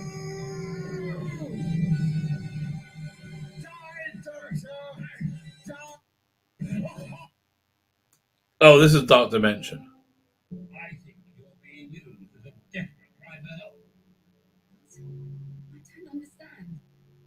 Yeah, Sophie Aldred. Yeah, okay, fine. He gets about a bit a lot. But and what's this? This must be Death Comes to Time. From you. We want the same thing. Yeah, I don't know. Hasn't aged well. Fine, let's go back to the article. If we learned anything during the wilderness years of the 1990s, it's that when Doctor Who fans aren't satisfied, they were taking that's true, we did, but they're all very pretty good. Fincher welcome back in 2000, he managed to secure system. Yeah, we just went through that. The most high profile and accessible is the Faust Project's features audio adaptation of the leaked Dark Dimension script, featuring fans cast and realizes numerous fan artists. In 2021 version of the Banner Project was recorded during pandemic. Script editor and fourth Doctor Matthew Toffolo told We Are Cold, it's been a great pleasure playing the weirdest 90s era fourth Doctor and hearing the project come together. Incredibly talented voices, acting and sound design. I agree completely, right? It's a real triumph that they put it together, right? Jesse impersonations, I don't really think work very well at all. I look forward to being able to step aside inside the Dark Dimension upon its release. It's still available on YouTube. It's slightly closest fans will ever have. It's here to what the Dark Dimension is. It's far better, right? In my opinion, it's actually far better. So go check it out. It's really fascinating. I've been wanting to make this video for a while, so I thought I'd put it on my Thursday night, my Sunday night stream. Fine. Let's go to, where is it? All drafts. Arachnids in the UK. God help us. 1 second. Just getting everything ready. Is this the whole thing? Yeah. Oh. It's so much worse. Okay, no, I'm not giving my review yet. No, it's so much worse. But here, we have brand new technology. Where are we? Stop screen. I kept crashing, right? The program kept crashing. So now we're using the new slide feature from StreamYards, right? So we're using that new slide feature. Let's see how it goes. We have quite a few slides. So Arachnids in the UK.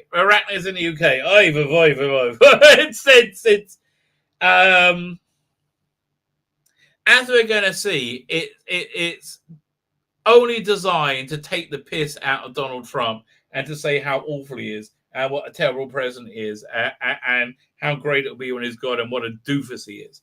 That would have played somewhat better had we been not living in a world where he was ousted from power, maybe rightly, maybe wrongly. Listen, if you want to follow the science, it seems a bit dodgy, but whatever. But he was ousted from power, and then in the scant 14 months, look what happened. Right, look what happened. There's egg all over your freaking mouth. And you had to use Doctor Who, Mr. Chibnall. You had to use it to trumpet your insane worldview. And with this arrogance that you thought you were doing something that wasn't going to alienate half your audience. Well, it did alienate half your bloody audience. It wasn't about people watching TV differently. It's about people watching TV exactly the same. They didn't want to be lectured to by overeducated morons, which is what you and Stevens and Whittaker are. As we'll see, and also incompetent, overeducated morons. So we start again. No cold opening. We have he just goes straight in the very the visuals are good. I'm not going to take away from visuals, but the sound is just like over and it's just the visuals still they do a solid job. I especially like when it zooms up because and then you're in Arachnids in the UK. Man, what an expression of like insanity. Arachnids in the UK was again an expression of anarchy, of fighting the system, of being individualism. It was punk rock. This is so the opposite of that. This is conform. And it's using that to make you feel it's cool. Fine. So back to the UK by Chris Chibnall. Oh, he's got to get his name in there, get his swipes in. So it starts off. We have a sprawling look at this hotel. We have no idea what's going on. Just like think, and then we're and we see the Trumper-like. We introduce the Trumper-like very clearly at Trumper-like, right? Not even a question that he's supposed to be Donald bloody Trump. He's a hotel magnate who's running with political office, and he's just evil to the little people. He crushes little people, right? He's so bad. Yeah, I'm sorry. Every story I hear about Donald Trump has always been the opposite, right? Has always been that he's been very good to people who've been around him, right? He strikes as somebody who's very good to you if you're very good to him, right? But he always strikes, he tips very well. He's like, everybody just speaks well about him who's worked for him, normally speaking, right? So instantly we're in this like fantasy where you just go say Donald Trump is meanie pants, illful. This is what he's really like. Sorry, no, and like, listen. Compare his kids to Biden's kids. You have Hunter Biden, a crack whore addict, and if there is a piss tape, it's with Biden, it's with Hunter Biden in it, or probably Joe Biden, right? If there is a piss tape, that's probably where they got the idea from, because they probably do have a piss tape of Hunter Biden. I mean, listen, I basically have a piss tape of Hunter Biden. Everybody does right now. I have pictures of him smoking crack cocaine, with hookers. That look, but a hooker that looks very much like Lady Gaga, actually, as somebody pointed out, which is okay. I guess he could afford it. And then compared to Trump's kids, they're all like family people, right? They have families and wives. I mean, yes, they may have affairs, and don't get me wrong. I think Trump probably stoops porn stars when he can. I think that happens, right? I'm not going to say it doesn't happen, but this cartoon evil that you've got to put out, why? Why do you have to use Doctor Who to spit your insane bile? You know why you felt okay to use it? Because the idiot world you live in, with no diversity whatsoever, doesn't think it's not speaking for everybody. Okay, you got to get this to your idiot head. All right, you've all been wrong, right? You've all been wrong about everything. All right, I'm sorry you've all been wrong about everything, but you've all been wrong about everything. And if you don't believe me, just look at anything in the news, you schmucks. What's better? Oh, you idiots! But let's use Doctor Who to make Trump a meanie pants. He's a new villain. Okay, so he's like, just fix it. I don't care how. Otherwise, you're fired. I'm going to be mean to you, and like because we're related or something. I don't know. And he's like, I'm a meanie pants Trump. And then she turns up and says, oh, I'm just here getting acquainted because we're starting soon. And I want to do an extra special content. How dare you be here? He's like, you're fired. Get out. Right. And this is so not what everybody says Trump is like. Right. And he's like, you deal with this thing or you're fired too. Anyway, so then cut over. So again, we spent the first few minutes on basically just saying this person who's a very populist president who was very, very good, who was actually quite beloved by, those who voted for him and have been absolutely proved right, is an evil me. Like, imagine this about Jeremy Corbyn, right? You had an evil socialist who couldn't stop his spouting his Jew hatred, right? A thin guy from the back benches, right? How about that? Would that be fun? Would that be inclusive? Yeah, would you think that's a good use? I mean, of how you actually supported a frickin' that racist while you kept screaming that he's a racist? Morons. Anyway, speaking of morons, we're in the new look time vortex, and I don't know, don't really like it. It's like they're like physical tunnels, and you go down different ones at different locations, like Swiss cheese. And the doctors are like going, and they still don't really know what they're doing, right? They basically know they've got to be like David Tennant, right? That's basically all they know, right? It's like, and she doesn't really know what she's doing either. She's playing like confused and aloof, and she just doesn't really understand the role at all. So they turn up in Sheffield again. Here we're home, Sheffield. Oh, look, I got you back. I'm so clever, me. And they look around. They're like, oh, look, we're home. And it's all kind of awkward. And they're like, well, what do we do? What do you do? I do now? I said, oh, I might just go off and look at stuff. And I don't know. I mean, listen, when John Pertwee demonstrated like the sadness that Joe Grant was moving on without him, right? He drove away. That was after developing real genuine bonds with them over years, over several years. And Joe Grant was suddenly, you felt put her life on the line for the Doctor more than once, right? You felt they had a special one, and you felt like he needed to let her go and move on, but that's the sadness of his life. She's just a pathetic, blubbering mess. I'm sorry, you just met these people. For God's sake. Like, you're so needy. It's unbelievable. It's not heroic, and they haven't started their shall we shag yet thing yet. Would you like to come meet your mum? Oh yeah, let's go. I'll come and meet your mum. That'll be fun. So yeah, let's go meet Yas's mum. Where we go down. Oh, Yas's mum. So she invites them to tea, and they're like really playing up the Doctor being socially awkward. Now Graham has a good fortune to be played by Bradley, what's his name? Bradley Walsh, who is undeniably talented, and he's able to put a performance in. So you see in now, he's got to go back home and visit his home first time since his wife has died. Only 30 minutes has gone by, right? Since but they've been traveling for a while by the looks of it, right? But you see, like he's it just this look, right? You see his nervousness, his anticipation, his like uncomfortableness. Right, and it's interesting because he's more of a looser character, and this is why he had the strongest arc of this season. Right, he actually treated it like an acting job, and he knew what he was doing. Right, and like right, hey, do you want me to come with you? He said, no, I'll do it on my own. He said, oh, we'll meet you back here then, and he slunks off. So then the Doctor comes, and like coincidence upon coincidence, they just kind of flop into the plot. Right.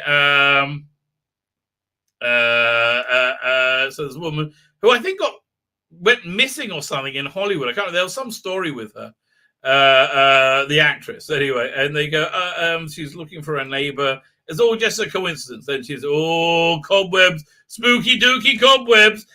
So they meet Yaz's family, and Yaz is a complete loser. Like, she's actually got friends. She bought something home. And why are they playing her like this total loser? It's really bizarre. And they're like, they want to know if Ryan's dating her. They want to know if the Doctor's dating her. They just want her to be better, right? Like let's have less of an awful, lonely life. So they're like, they hang around. And this stuff kind of worked with David Tennant because, David Tennant was more personable and he understood what he was doing as a Doctor, whereas Jodie Whittaker comes off as kind of like an uncaring bitch who doesn't like as a loop, and she's playing like, oh, maybe I'm socially awkward. It's not heroic, right? Well, and listen, to be controlled by your emotions is not heroic. To be able to control yourself is heroic, right? To have control of oneself, that's heroic. But this isn't. So then Yaz gets a call. Says, turns out her mum's been fired. And it's her mum who was fired at the beginning, and so she has to go and pick her up. And the father's like senses a conspiracy, so he's keeping garbage in the living room to go through it. Right? I don't know. I don't understand. That was just that's just something they all kind of live with. Oh yeah. So mother phones Yaz and says, "Don't tell your father, but I've been fired." It's all a real bummer. They're all upset. And she's like, I got to go pick her up. Okay, then we'll pong around here. I mean, look at this. Who thought that was a good idea? Again, nobody thought. That's the trouble. Nobody bloody thought. It was just like, oh, she's a girl. Right? Anybody who doesn't like it is going to be, and we can't tell her what to do because, we can't mansplain. So again, she talks about being maybe I'm socially awkward. So Ryan again, quite well directed as well. You see how like little he looks in the picture, which is really good because how small he feels. You actually get a bit of empathy for a character for once. Like he looks up at his house he's got to go to, and he's like, you feel his anticipation. It's well directed, right? And he's in, he looks around, and he can't. And you see his wife in out of focus, and these are good scenes, right? Don't fit really in Doctor Who, I would say. But again, these are scenes completely sold by Bradley Walsh, right? Which is again, we at last we actually care about this character, right? We care about a character, which is why he stands out. So apparently, there's a package next door that they want to go pick up. So the doctor they go in. Well, they said, "Oh, my friend's not answering." I said, "Oh, we think we got the package." He said, "Well, I can get you in. I think." He's like, "Would you like me to open the door?" So she sonics her way into it. Said, "Oh, we'll do it." And she doesn't really. You see how she tenses her arm. She doesn't really know what she's doing. I'm sorry, this is not a good performance. I mean, this feels like kind of like she doesn't believe she's doing something with this, right? It acts as kind of like a magic wand. So they go in, and spooky dooky, spiders everywhere, spider webs everywhere, right? Spider web everywhere. Spooky dooky. And the doctor's scared. Meanwhile, Ryan's there, Graham's there, like remembering them, and he while he's there, he hears something from upstairs. So he goes. So they start investigating simultaneously. She goes in. They go into the bedroom and finds like the person dead, wrapped up in spider webs. Now, I think this is too scary, like to just coming out of nowhere. Honestly, I think this is way too body horror-y. Right? I think this is too graphic. I think the mummy in Mummy on the Orient Express is as graphic as it can really get. I think this is too scary, right? I really do. So like, oh, what could have done that? So they go looking around. Hello, there we go. And then they hear something under the bed, and they look, and out comes this huge spider, and they're like, ah! And the doctor shits herself. Here's the thing. I mean, so the guest woman says, "Oh, it's a domestic spider. They're harmless, but they're huge." And the doctor's like, "Run, everybody, run, icky thump!" And they're like, "Oh, we'll close the door. That'll do the trick." So then they go and say, "Oh, we got to find something to hold them back." This thing is written really badly, right? So they have to find vinegar and put it down because the spiders are scared of that and they won't cross vinegar, right? So she puts it down, and we have a genesis of a real idiot doctor plan because that's all she can do. And they go, "Oh no, I forgot they can walk on ceilings." And she's like, "Oh, I don't know what to do now." And it plops down, but now it traps itself behind the vinegar. So it's like, oh, you can't have vinegar and garlic, right? Listen, I mean, wouldn't the doctor have worked out it could walk on a ceiling? Not this doctor, because they write her like she's a moron, right? And why is she shitting herself? And she was outwitted by a spider. I mean, like, really? I mean, these are not hyper-intelligent spiders, or maybe they are, although they ignore that because it's stupid. Fine, so they're like, "Oh, better close the door." That's a big plan. Run away and close the door. And then Graham comes and says, "I found a huge spider." And said, "Oh, Rob, let me, look at here. I got my serious face on. Icky thump." So it turns out that Yaz's neighbor, coincidentally, is a spider expert working in a spider lab, right? Meanwhile, they made all this food, and then everybody's like not coming, and they're all kind of pissed off, and they're sitting there with their bags of garbage. Like, why? I don't know. Somebody explain that to me. Meanwhile, it's just this is so boring, right? Like now they're on They're on this bridge, going to their saying the spiders are out of control, and you have clunky info dump after clunky info dump, right?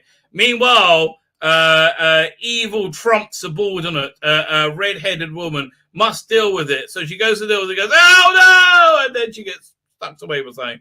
Meanwhile, Yaz is stunning and brave.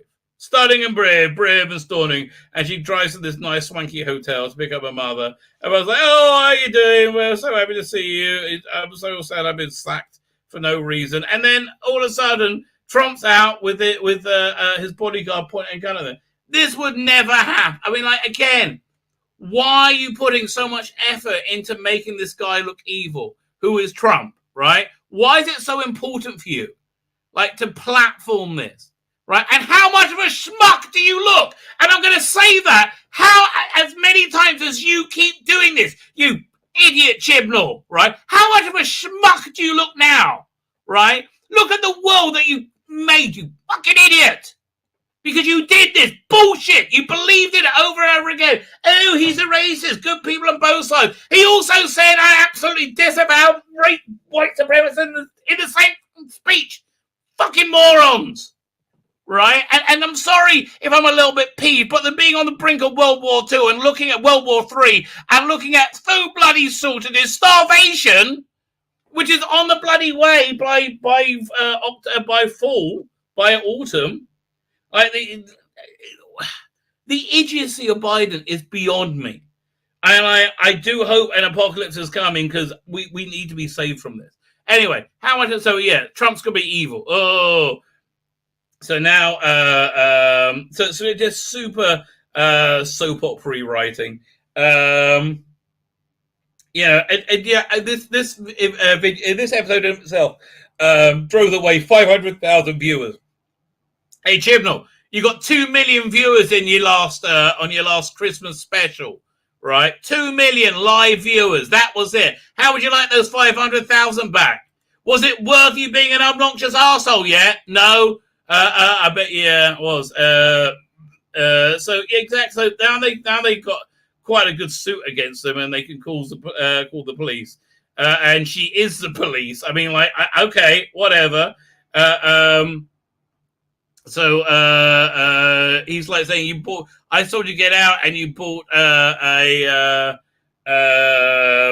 there's some more people here. And she says she should call the police. I don't understand why she hasn't called the police yet. This is a crime. They threatened them with. Oh man, I got to upload a whole nother. Oh, that sucks ass. Man, here I got to upload a whole nother slide. Oh mother, that pisses me off. How are we going to do this? Let me see. If we're going to try the old-fashioned method, I guess. That really annoys me. They didn't tell me they had a limitation. You only had 200 slides. Okay, so let's see how we do this. It's there are 556, so we need 356. Okay, we go from doink. Let's see. No, that's too many. And we'll try over this. Still too many. We'll try with this. Okay, see if that did the right number. All right, close enough. There's 3 extra. Let's see if it's gonna open, right? Man, they should have told me about that limitation. You can only have 200 slides. Because, we need. Is it open properly? I think it's opening up. There you go. Here we go. So we take remove. And we do share screen. Share screen. There we go. Doink. See if this works. It's thinking about it. Getting a little whizzy wheel. Oh, come on. Tell me it's going to work. Come on, interwebs. Come on, interwebs. You can do it. You can do it. Can we fix it? Yes, we can. It says, I'm getting a thing saying move closer to the router. You've got a hard line. Let me check the interwebs. Really? This is a real pain in the ass. Because I thought I uploaded all the screenshots ready to go. No. They really. Why would you keep this secret, StreamYard? Like, why would you keep this limitation? Like, oh yeah, let's not tell anybody. They'll be fine. There's no downside to this. Okay, it's gonna make me reboot again. Ron, what did I put on in the interim when I reboot this time? What do I have here? I have a few things. And they're all silly. I have lots of silly things here. Oh, wait. It just showed up. See, I threatened it into submission. So anyway, I don't know why they haven't called the police yet, okay? Like, they threaten them with deadly intent, assault with a deadly weapon, right? Okay, fine. That's the way, I guess the way to go. Fine. So then, but this is a complete coincidence. Remember that the Yaz's mother lives next door. Yaz's family lives next door to a spider scientist, and somebody there has been killed by this giant spider, which has no connection to being a spider scientist, other than it brought a spider scientist to her door who could explain spidery stuff, right? It's just so badly written and thought out because it doesn't matter. All that matters is saying how much they hate Trump, right? That's the only thing that matters in this episode. And you'll see because nothing actually makes sense pretty darn soon. So they've been tracking strange spider behavior. They can't work out if they're angry or scared or what. They don't know what's going on. So the doctor says, maybe they're sending a message. Maybe they want you to know something. She said in a kind of stupid looking, I mean, like, really? How's that? I don't know. And so now they show as an offhand thing, these spiders have a gestalt intelligence entity, like they're like they're intelligent beings now, right? They're like reasoning. So she's got a map of the strange spider activity. She goes, icky thump, let me sleuth my way around this, right? And I don't know why the spider lab has all these spiders on glass. I don't know why, right? But they decided, yes, that's what we need. And she goes, let me sleuth this out. And she ruins the map. She joins everything up and says, what's in the center here? I don't know. And it's, of course, the Donald Trump Hotel. Because Donald Trump is evil! Worst president ever, except best one ever, as it turned out. Everything they said was the opposite, right? Everything they said was the opposite. So they're investigating. I can't remember why they're investigating. He said, this room's disgusting. He said, I just checked it yesterday. I don't understand. So they start looking around, and Yaz is stunning and brave and stunning. And she listens in, and she hears spiders inside the walls. Ooh, they're everywhere. Meanwhile, the doctor is at the hotel. I mean, look at the Trump logo. It's like, it really, so he's taking his scheduled bathroom break, right? He says, no, time to take my scheduled bathroom break. They don't miss any opportunity to take the piss out of Trump. This is not a platform for your bonkers personal politics, right? And what happened? I remember this. This is the one where I knew fandom was in a lot of trouble, right? Because I used to listen to this podcast, Staggering Stories. I thought it was fun, right? I enjoyed it. I saw this and I was really quite aghast. I was like, why is all this politics in it? So I wrote a letter into them saying, they always say, please write in. And they, I have an introduction and I talk about all the politics in the episode. And then they close and they read the letter. And then when I said, and then he talks about politics. The reason they didn't want to read it is because everything I said made sense. Was right. I wasn't me who put the politics in, right? But they didn't want you to talk about it. They wanted to do it, but if you talked about it, you were wrong, right? Because they lived in this fog of delusion that they were right. That, oh yes, Donald Trump was the worst as ever, and they needed to scream it from the rooftops, right? Because they need to be on the right side of history. How's that right side of history working out for you now, you fucking twats, right? How's that right side of history working, right? So anyway, they stop off, so they make a, David Tennant, right? David, I feel so sad about Ukraine. You caused it. You caused it, and all your ilk with this nonsense, right? Any person, any horrific footage you see was made by this, right? Was made by this over here. We kept telling you. Remember, Gina Carano told you the first thing you have to do is demonize anybody who thinks differently to you, right? Don't you remember? Right? And you said, oh, how dare you compare it to the Nazis? They're exactly the same. And we're in that mess exactly for that reason. Right? I don't know if there's a way out of this mess. So he had to take my scheduled bathroom break. And he goes in and they even take time they do him like they washing his hands. Do you remember his hands was the thing? They kept saying his hands were small. And it was like, what's going on with you morons, right? And so, no, we got to take time on a prime time BBC One schedule, Sunday night, so we can tell everybody how bad the Orange Man is. You fucking twats, right? We would all love that the Orange Man to make things as bad for us again, right? Do you remember having money? Yeah, that was fun. Anyway, so he hears something in there, and he looks in the plug, and he's like, "Whoa, I'm a scaredy cat!" And it starts to crack. He's like, "Oh, what's going on?" And out comes a massive spider, right? And it's like attacking Trump, this is just wish fulfillment for the Guardian Reader twats that have destroyed the world. Oh yeah, and in comes his bodyguard. He starts shooting it, and he locks him in there. And then the bodyguard gets killed, right?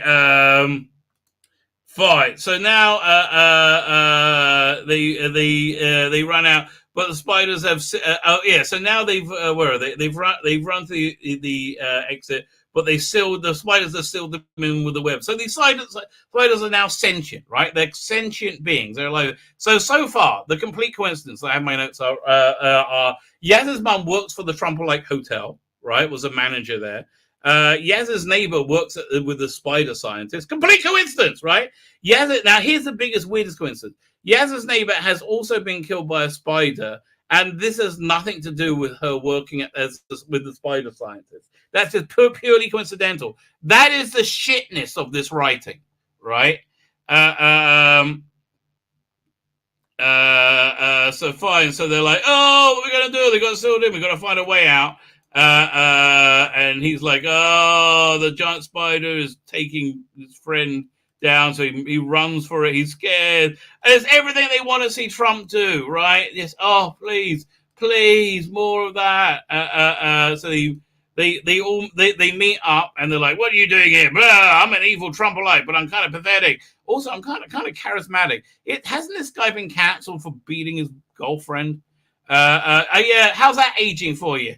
Twats.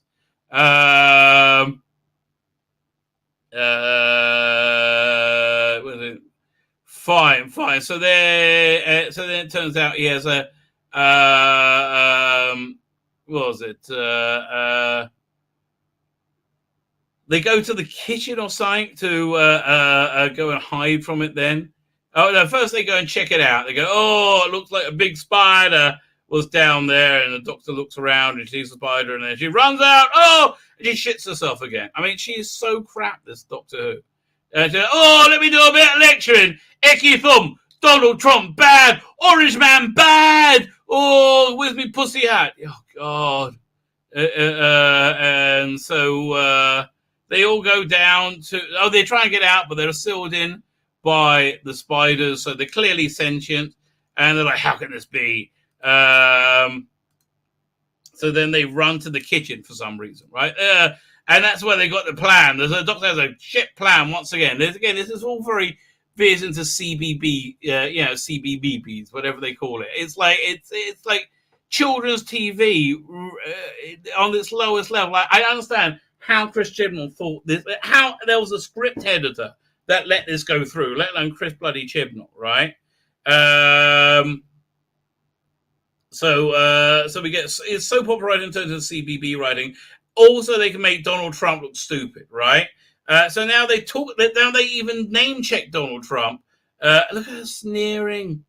Oh, okay, it's just shit. It really is. And you keep sneering at him all the way through. Like he's like, I don't know why you're blaming me for this. So she has a stupid plan. They need to capture a giant spider, so they're going to send Ryan and Graham, who are terrified of them. Well, these two, what they have to do? I can't remember what they have to do. It doesn't really matter, right? They go to he has a panic room, and she's like, "Oh, you can't just kill them." Whatever. Fine, they just drones on, right? Drones on with them going, "Oh, we hate it." Says all of them just take the piss out of Donald Trump. The whole thing is like, "Oh, Donald Trump, Orange Man bad, Orange Man bad." So now we're sending Ryan and Graham to try and capture the giant spider, which have killed people. They look reasonably dangerous to me. Ryan, who's scared of spiders, gets one in a giant soup pot. But then there's 1,000 of them come and chase them, and they got to run away. Right, run away. Meanwhile, I don't understand why we're not dealing with the being a Gestalt intelligence, right? I don't understand. Like, again, like it just doesn't make any sense. So they go and look at the plans of the hotel to work out where they could be. And these plans are useless. They don't even have my panic room in there. And it's like, oh, you have a panic room? What a pansy you are! Yeah, well, really, why not? Okay, I mean, you're surrounded by weirdos all the time. They go, well, we got to. You have to look in the basement. So they get the spider, but they said, oh, we got to go find the bigger one for some reason. Right? I don't know why. So the spider says, they don't eat people. They don't act this way. Something's making them spooked out. I don't know. So they go to the base and says, look, you can't go in there. He's very defensive. Don't go in there. Don't look. No, danger. And it turns out, yeah, he's actually telling the truth. He's telling the truth. But no, I'm the doctor. I'm studying and brave, which means I don't care if something's dangerous, and I can put my friends in danger with me. So I'll come with you because so we can be mean about Trump some more. Trump, once again. How was the economy back then? Oh, it was a little bit better than now, wasn't it? Well, do you remember when inflation was transitory? Right? Do you remember that bullshit? Oh, transitory inflation. Oh, my God. Now it's frozen. Okay, I got too worked up. It made it freeze. Yeah, I know. I got a notice saying it's frozen. Yeah, I know it's frozen. Look, it's bloody frozen, mate. Oh no, it seems to unfreeze. No, went back to frozen again. You got me excited. Bit of a prick tease. What can I tell you? Am I going to close it and reopen it? Oh man, it really is frozen. My cut doesn't move at all. Okay. Fine. Let's do. Oh, come on! It worked, and then it's okay. Now you're just playing with me. Okay, is it frozen? Is it not frozen? Come on. Oh, it looks pretty darn frozen. Yeah. Fine. I'm gonna cancel it and reopen it. That's the plan. No. Now it just went crazy again. Oh, hey. Oh, it's back. Okay, fine. So they're in the basement and they're looking around. They're trying to work out what's going on. And fortunately, they got all this lighting in there. And it turns out they're built on a toxic waste dump. And the toxic waste dump happens to be waste disposal, happen to be owned by the Trump person. But first, they find these dead people, like in husks, being there, waiting there to be eaten. And they're like, but again, but spiders don't act this way. What's making them so crazy? I don't know. And again, they fight, and he's got a gun. And like, no, you can't use a gun. They're only trying to kill lots of us. And she looks down there, and then she finds like the radioactive waste dump. So it's essentially the same as Radiation Man from The Simpsons, right? No, I forgot it. Was it Radiation Man? It was just like there's toxic waste there that was disposed in a landfill in a way that must obviously meet health and safety regulations because it's all above board. But no, that's not good enough. And they also they dispose of the spiders down there, the carcass of the spiders, some of which weren't dead, making super spiders that were big, right? Big and a gestalt intelligence, but who cares about them being intelligent? We're just going to talk about them being big. And they're like, it's all your fault, capitalist. Excuse me. No. As far as we know, everything was done, again, following health and safety. Well, like you can't dispose of things down landfills, right? That's why they're there for. And if it's not fine. So it's like, yeah, look, so here's the incredible thing. Then they go off on Trump not taking any accountability. Said, no, you can't get me. It's not my fault. It's not my car. It wasn't me directly. And yeah, it's getting kind of boring now because again, it's making this guy the antagonist for no apparent reason. And it's all about all the Trump-like dialogue is taking the piss out of Trump, and he has a lot of dialogue, right? So they want to they do a whole thing about him not taking responsibility. It's not me. Excuse me. Have you seen Biden take any responsibility for anything? Right? Have you seen Obama take a responsibility for anything? Have you seen any of the media who lie their asses off to us? Hunter Biden laptop, anyone? Yeah. Have you seen any mea culpa? Any one of these cunts take any responsibility whatsoever? No, you bloody haven't. But no, everything they accuse those they hate of is what they do themselves. That's why you want a piss tape. I reckon it's got Hunter Biden in it, right? That's what I think. And again, why am I ranking on this again? Because they're ranking on it. Fucking schmucks. Okay, that's basically the problem.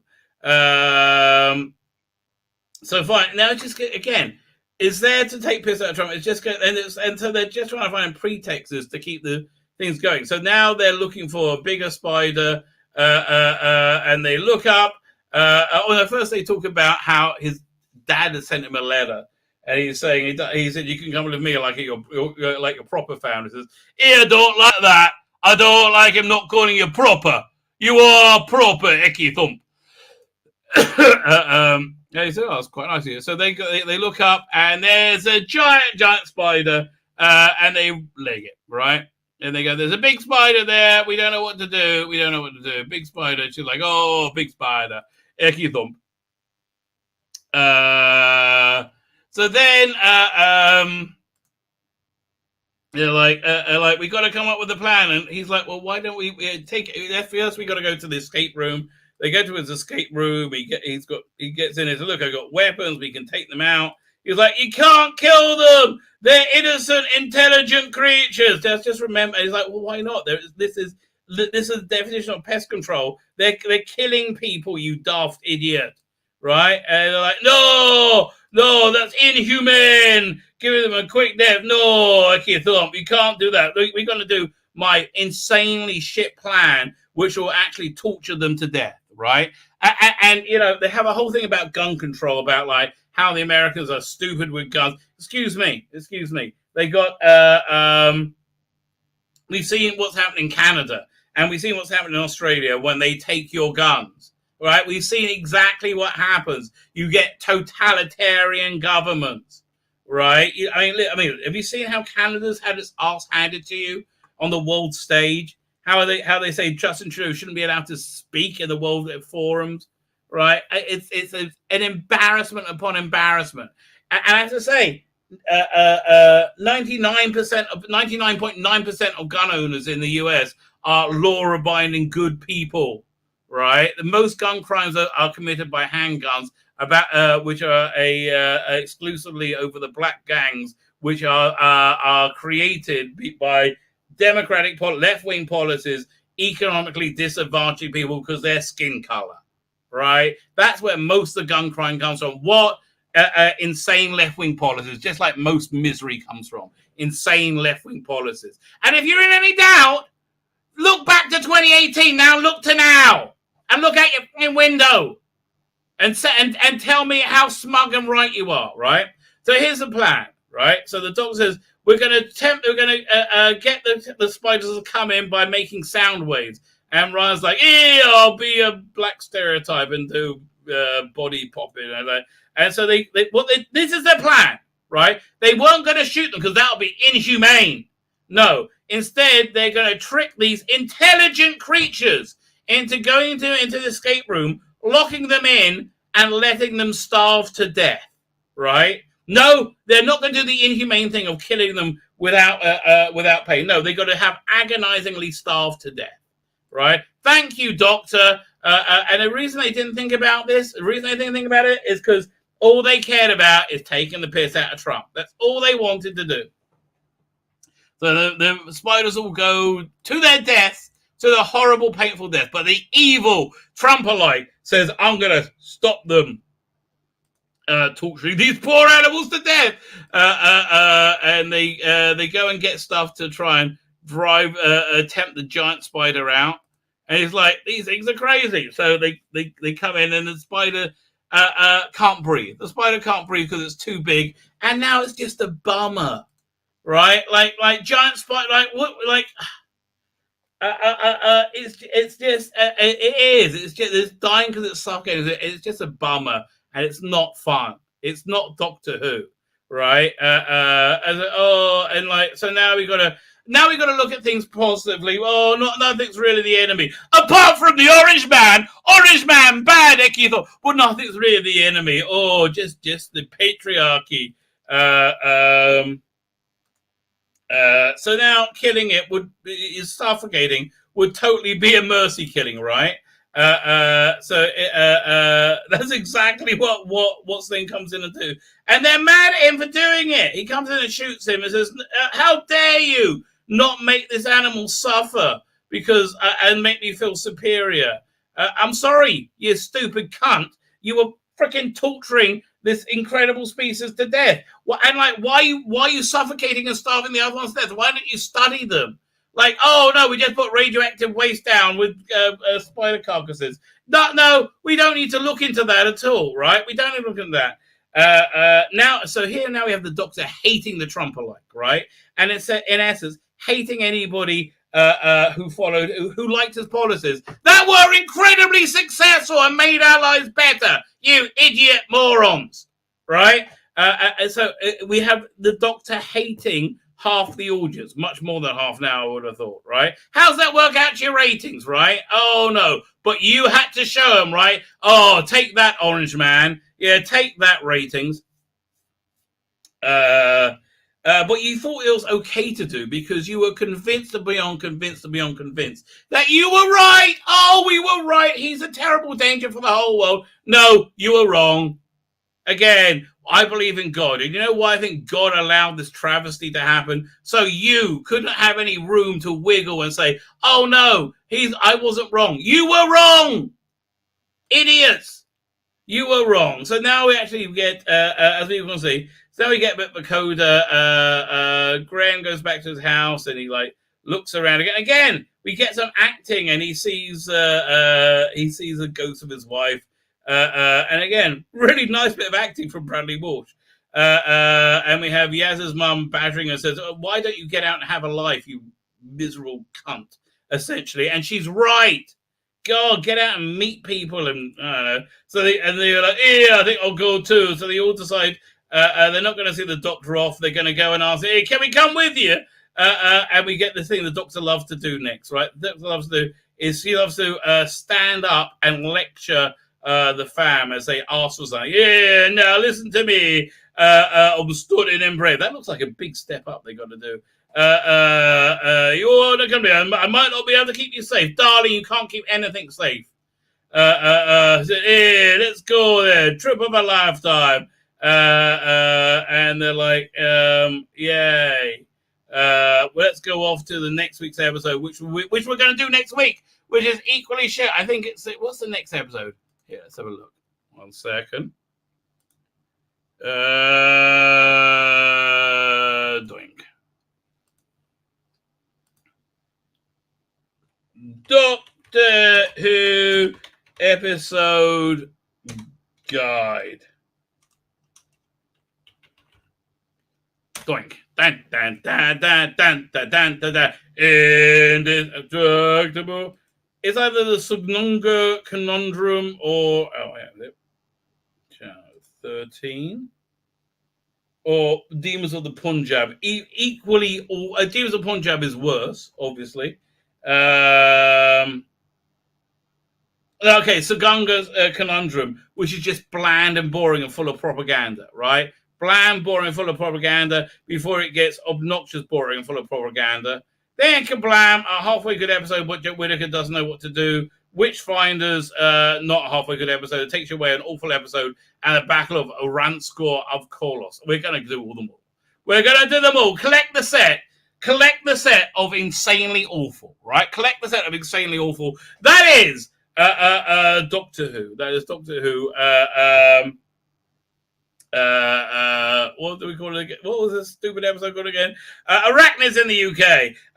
Biden's ambassador to Israel is a huge anti-Semite and wants to make Israel's sanction like South Africa. Yeah, but I think the good Lord's about to smite them. Okay, I think the good Lord's about to smite them. Verily. Fine. With that, I've gone 2 hours 20 minutes. That's long for me. You know me. You like it long, you like it strong. I got Picard ready to go, but I will. I guess I will save it for another day. I think we'll do it on Tuesday, right? Picard will be on Tuesday. Oh shit! And Halo. What shit? Oh my god, what shit that was. Fine, you are forewarned. You are forearmed. My name is Tzvi Lebetkin, the Rabbi from another planet. Please like, share.